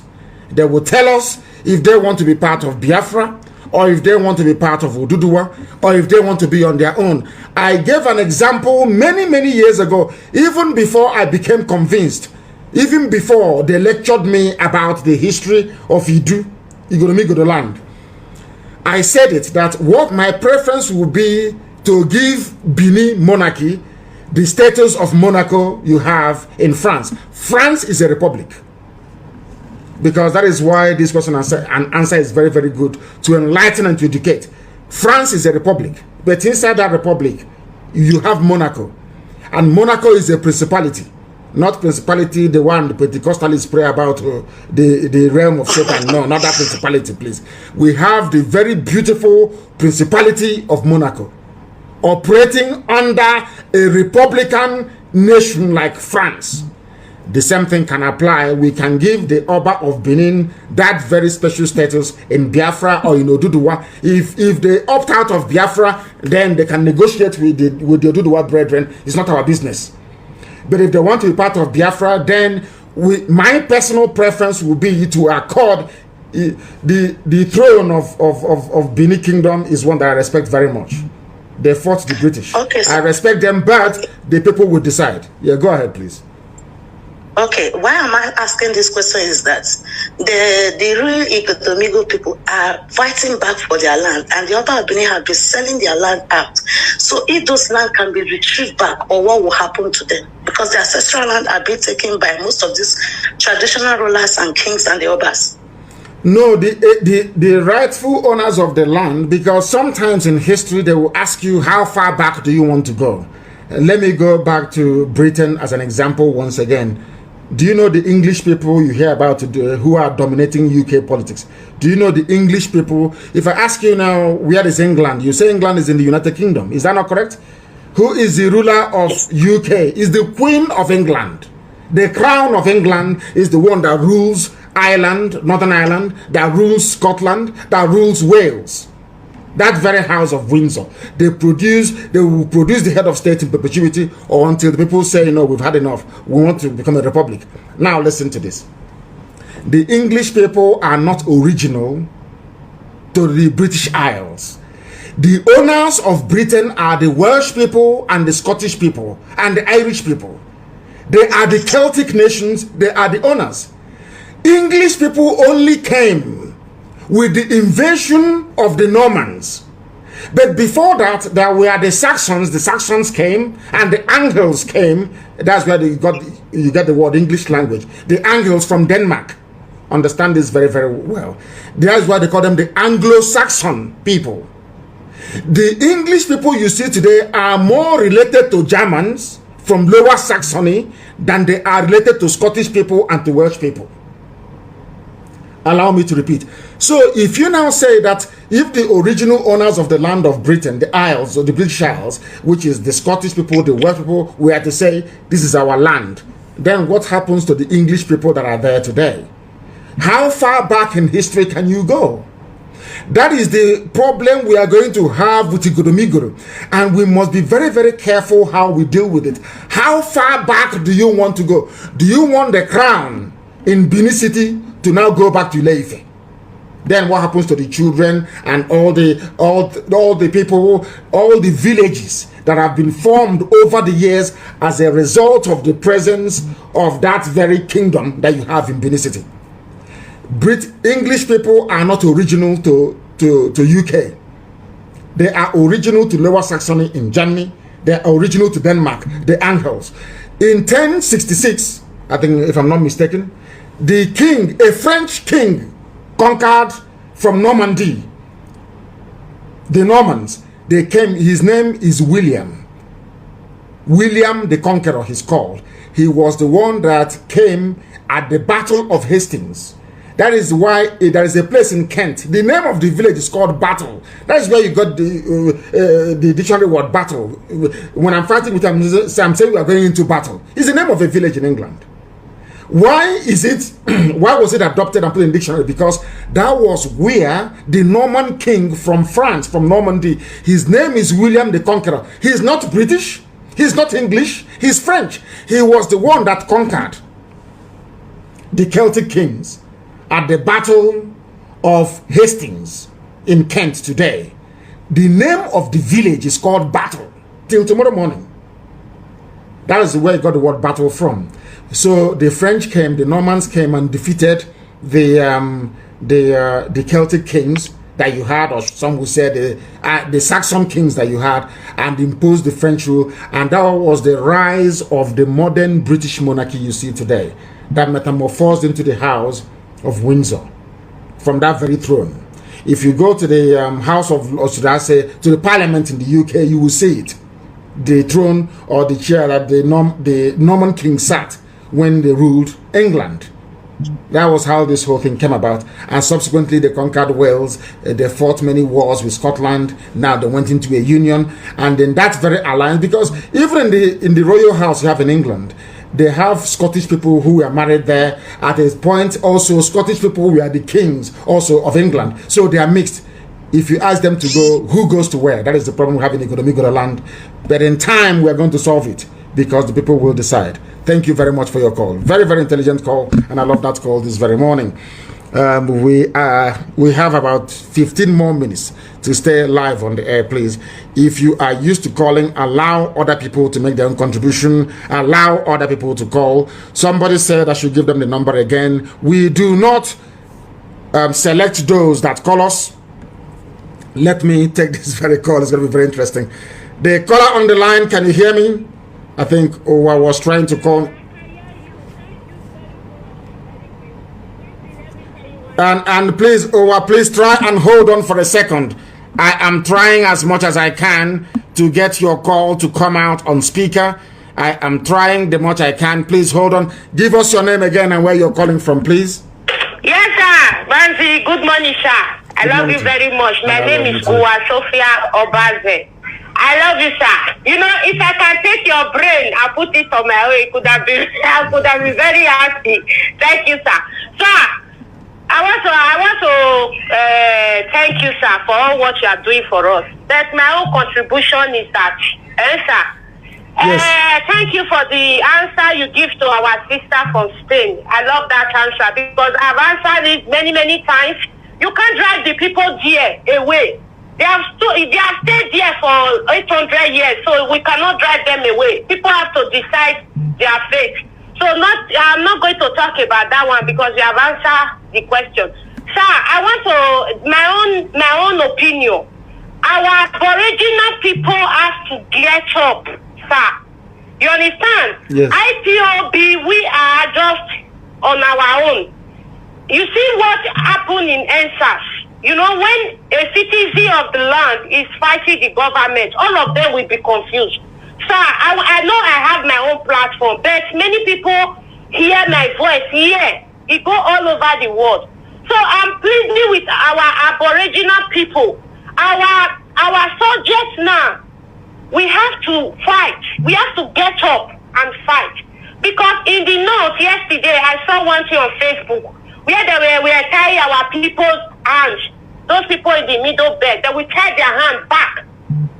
The army and the police, they will be using sticks to cut their legs and cut their hands, using cutlass to cut their legs. So my people in the land, go to do the war, middle bed, Biafra, please, let's do this thing right now. I know that you people tried during the NSAS protest, but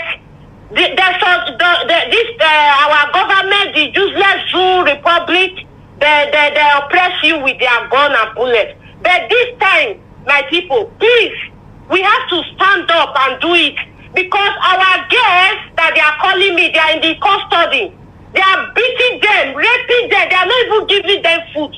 Please, my people of Biafra, people of Arewa, people of Oduduwa, please, let's do it. We know that war is not beautiful, but they are still going to kill our people anyway. Please, that is my own opinion. Please, the Aboriginal people, we have to get up and fight. When we are fighting, then instant security will not support us. And Mazi, please, I know I am your daughter. Please, when we get up next time, I know you like to praise us so that we do more. But don't talk. Don't just talk. Let our people deal with the Zoo government. Because we have been suffering for a long time. Let us get this freedom once and for all. Because immediately they hear your voice, they'll say, hey, you understand? So let our people deal with the Zoo government. Just leave them. Because this revolution we are going to fight, there will be no leader. Because I see some people that they call themselves celebrities, they will want to come and be our youth leader. So the government will not call them back. They will go and settle them. They will collect their share and they will come and be confusing our youth. So we don't need that. The revolution is everybody speak for yourself. It will be very sweet, my people. Please, let's stand up because of the people that they are beating, they are killing, they are in custody. Let's stand up once and for all. Please, my Igodomigodo brother, you people are very radical. My Igbo brothers, please, my Joe, please, let us leave that for now. Let us everybody be free for one. I see that many of you like leader. I want to be a leader. Let me leave that. They'll kill all of you now. Thank you, Mazi. That is my contribution. God bless you, sir, for this opportunity. Please, let us do it once and for all. Thank you, Baba. Thank you, sir. Thank you very much, our dear sister. She was amongst those that tutored me on the need for Igodomigodo to be part and parcel of Biafra. And I accepted that very gospel that she preached to me. And now I have seen reason and sense in what most of them have been talking about, almost all of them, who are at the forefront of this very effort that we are making. Sadly, I wish to announce the passing of our dear sister Chioma Emisaronya from the UK family, Forest Gate, London, Southeast Zone of the IPOB family. I know I suspended the IPOB family in the UK for a reason. And because I have received this announcement, I must make it. She passed on and we need to take her body back home. And I want our people, I will temporarily lift the suspension on the entire UK family to gather and to make sure that we send her body home and do what we are supposed to do, because we are one family. We don't get buried abroad. We send our people back home, and I want her body to be sent home. Chioma Emisaronya, IPOB family, especially those of you in London, will get together to make sure that we move her body home. I also have another announcement to make. Lance Corporal Gabriel Ozoma Morocco is going to be our new, some people call it Forest Gate. It's not Forest Gate, it's the entire Southeast Zone. Is now going to be our new coordinator in the UK for Forest Gate, for London. And the meeting is held in Forest Gate. Let me make it very clear. But he's now going to be our coordinator for London and the Southeast. Gabriel Ozoma Morocco, he's our veteran. He fought in the war. He is now the new coordinator for that area. And he replaces Ozuoka, whom I am moving to a special office under me. He'll be working directly under me. He is the replacement for Ozuoka. And Ozuoka, if you're listening, please give Gabriel Ozoma Morako. He's our veteran, Lance Corporal Gabriel Ozoma Morako. He is now the new coordinator for London and regional coordinator for Southeast. Give him all the support and help that he needs, and I will announce the portfolio for Ozuoka in the coming days and weeks. From today onwards, Gabriel Ozoma Morako is now the new coordinator of that. Because of the death of this our sister, the passing of her Chioma Miseronye, I'm making all these changes to take effect immediately and to make sure that we organize to send her body home. Very, very important, please. And I want to thank Ozuoka for the job, wonderful, excellent job that he has done for IPOB in that capacity. He is now moving on to greater and bigger things for us. Very, very critical that we all understand it.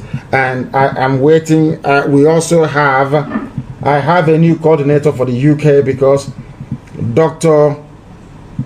Justice Okachi is now the head of our medical corps. He's a medical doctor, and he is the head of medical corps of IPOB all over the world. Not just the previously the UK national coordinator, but now the head of our medical corps all over the world. Dr. Okachi is now the head of our medical corps, and in due course also I will announce the UK coordinator. I had a meeting with her yesterday, our new UK coordinator, and her lovely husband. And she's going to do a lot of work for us in the UK. I will announce her name in due course. But for now, the new coordinator for London and Southeast is our veteran, Gabriel Ozoma Morako. Thank you very much. I will do everything we can to send the body of our sister home. Very important for burial. The caller on the line, can you hear me? This is Radio Biafra. Yes, I can hear you very clear. Mazi Nnamdi Kanu. Thank you very much. Thank you very much. Thank you. Because please, I just want to just drop this because it has been a long time I never get you. My name is Mazi Nnamdi Kanu. We come and name. Italy comes to Wednesday goes the away. Because he has no one day, he has slave trade maybe in Anapani. Then I hear no missionary and colonization maybe in Anapani. Only Wundibani is killing our people now. We are Wundibani, they will sing the Bani take it. We are to know Munanine. They won't do money, we see Kita. I will translate for people who don't understand. Go ahead. Yes, please. We want our people to tell our people to go back and ask what is happening at Umunna in our kindred. And each family have their own cross to carry now. Many people don't know what is happening, but this is our platform. I'm happy for your work, for what you are doing. We have been doing it since we follow. I started following you since 2012 to 2013. You know, and you went to prison. We started doing it. Yes, Obindiche stand for you. Obindiche stand for you. The one Obohi is leading. You understand me? Yes. They have gone far. As you are today, Obindiche know who you are, and they stand for you.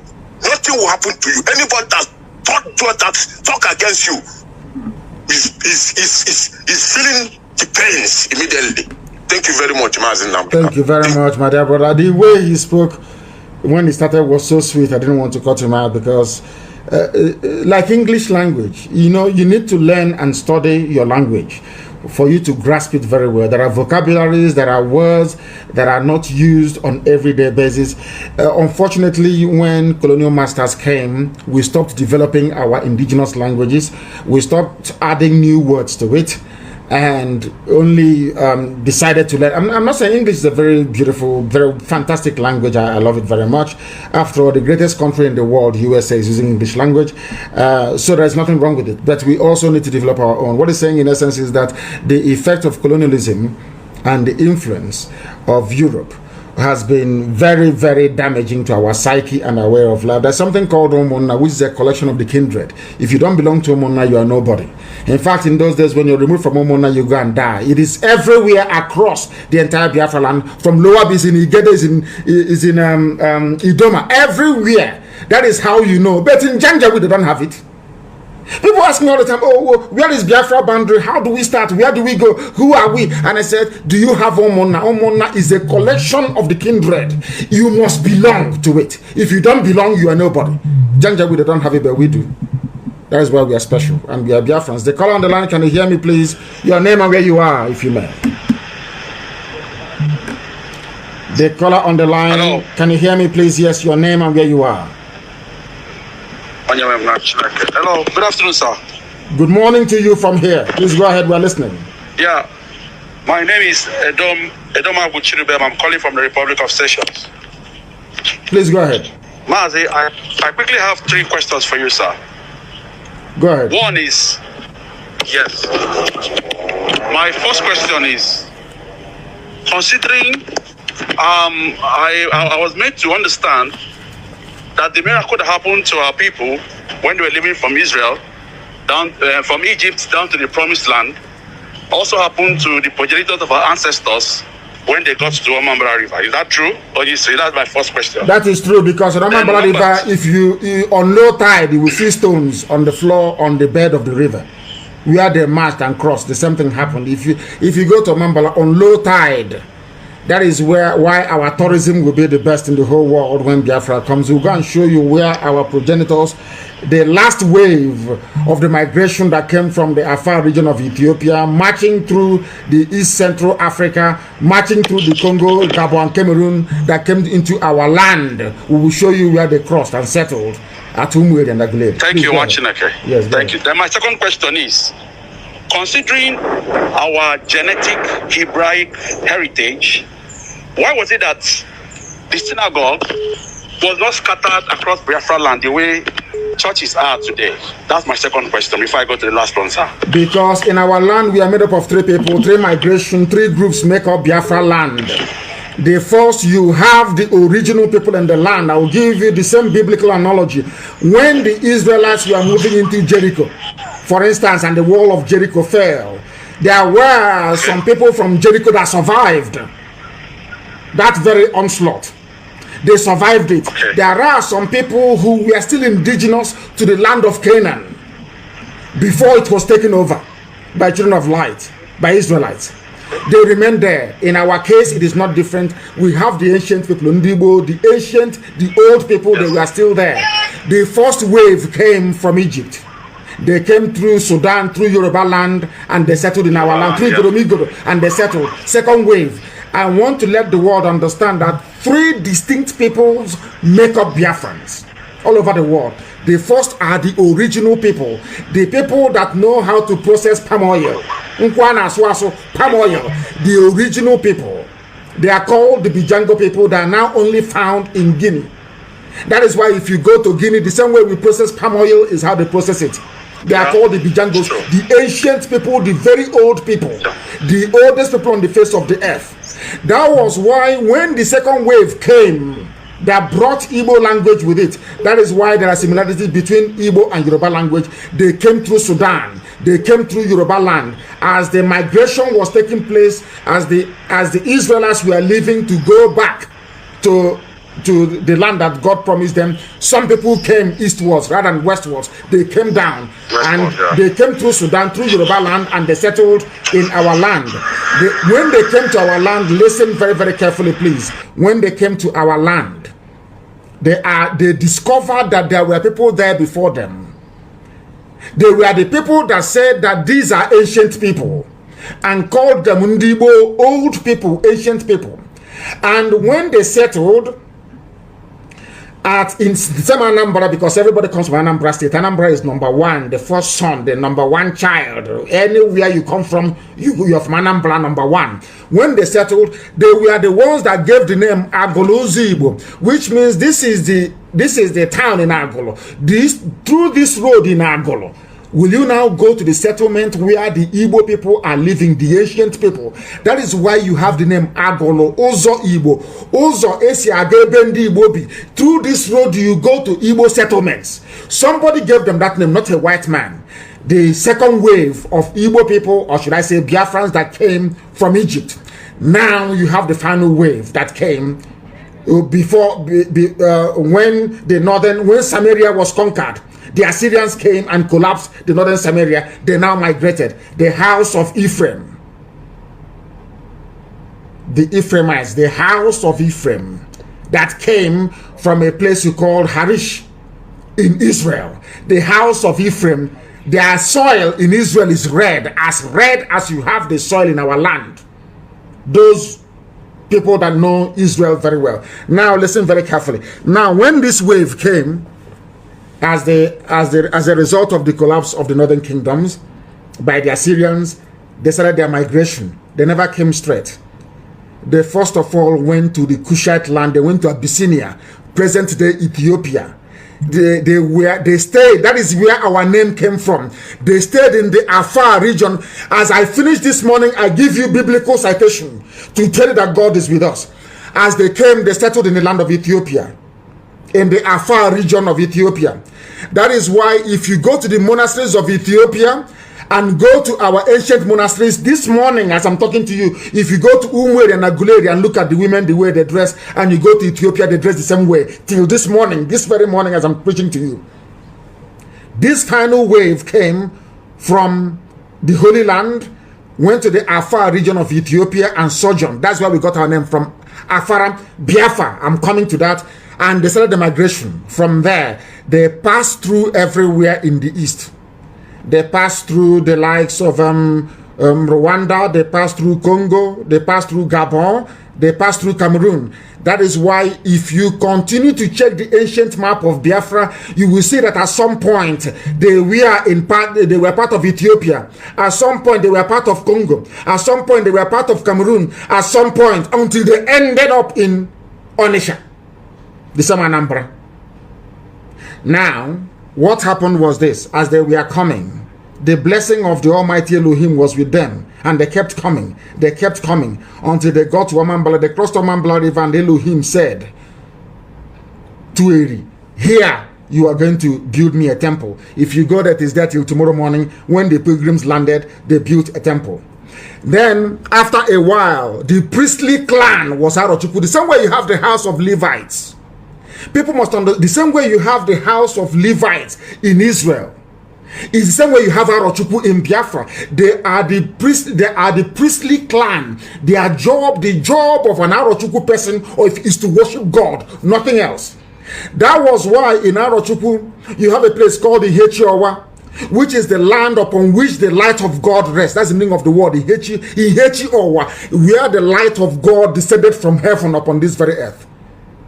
And that is why only Arochukwu descendants, or the descendants of this priestly clan, only answer Umuchukwu. That is why you have people named the children of God, where we come from. They came from this last wave.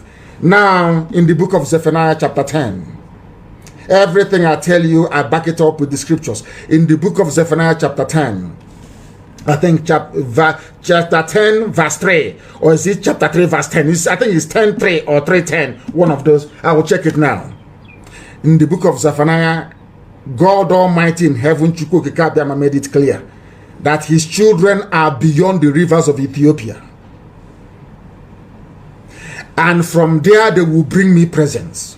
My daughters, as we left the Afar region and continued our migration, Elohim said in the book of Zephaniah, my daughters from across the rivers of Ethiopia, the rivers of Abyssinia, one day you will come to Jerusalem to bring me a gift. It's in the Bible. So that is who we are. Three people in one.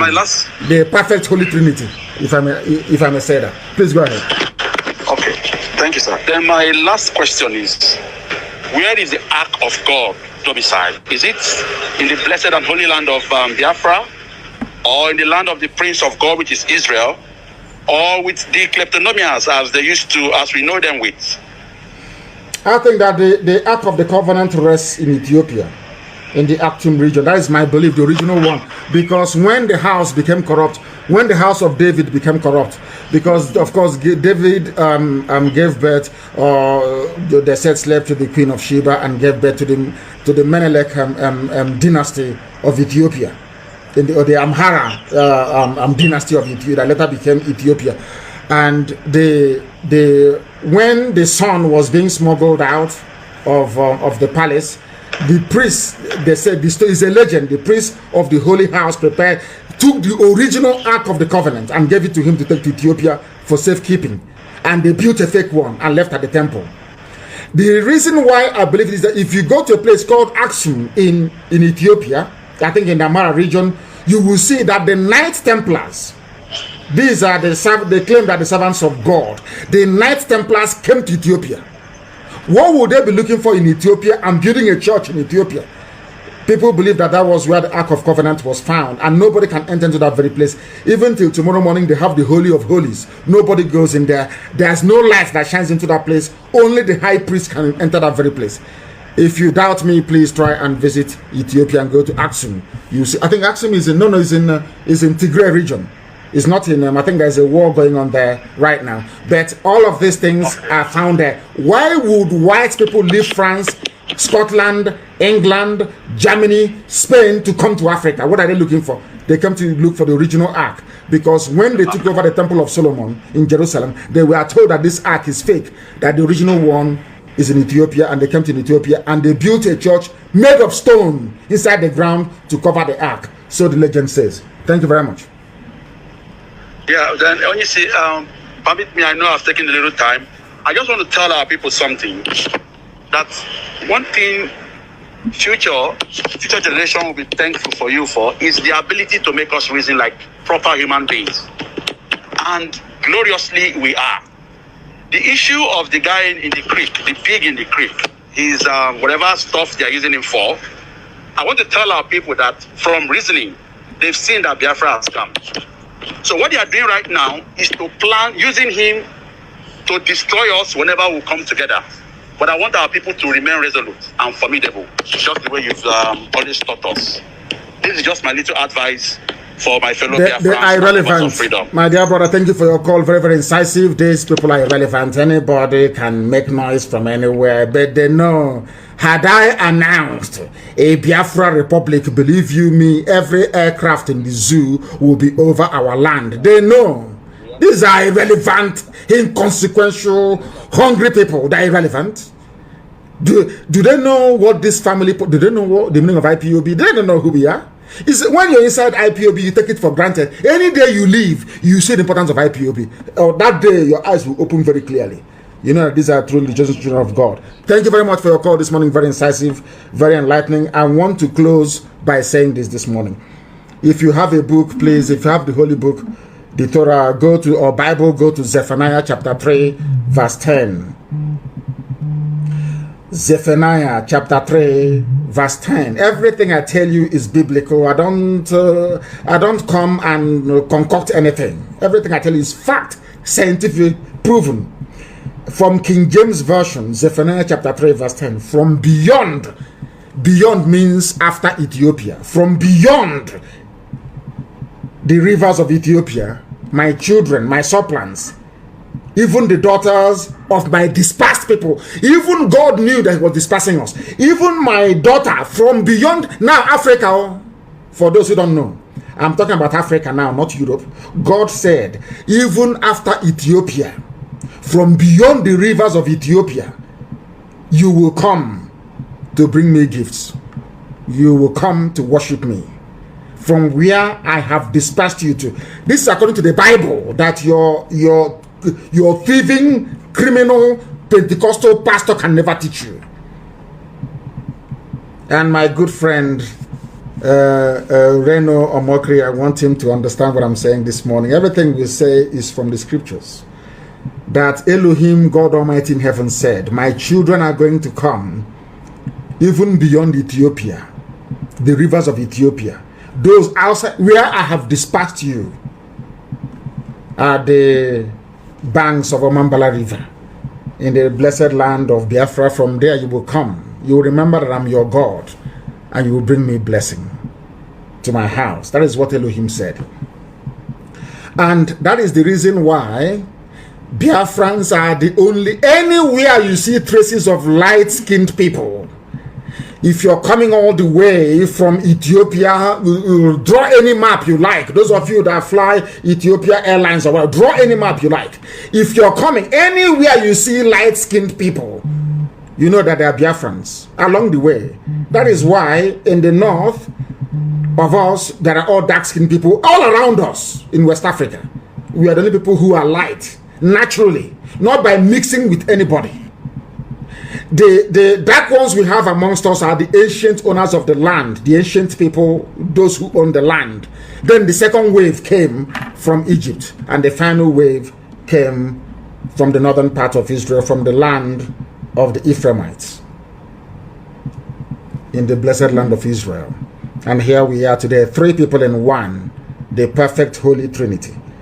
Let me repeat from the book of Zephaniah. If you want to prove as to where you come from, the final phase, from the book of Zephaniah chapter 3 verse 10, go to Arochukwu today. You see how light they are, how fair they are in Arochukwu. That tells you that they are from the final wave that came.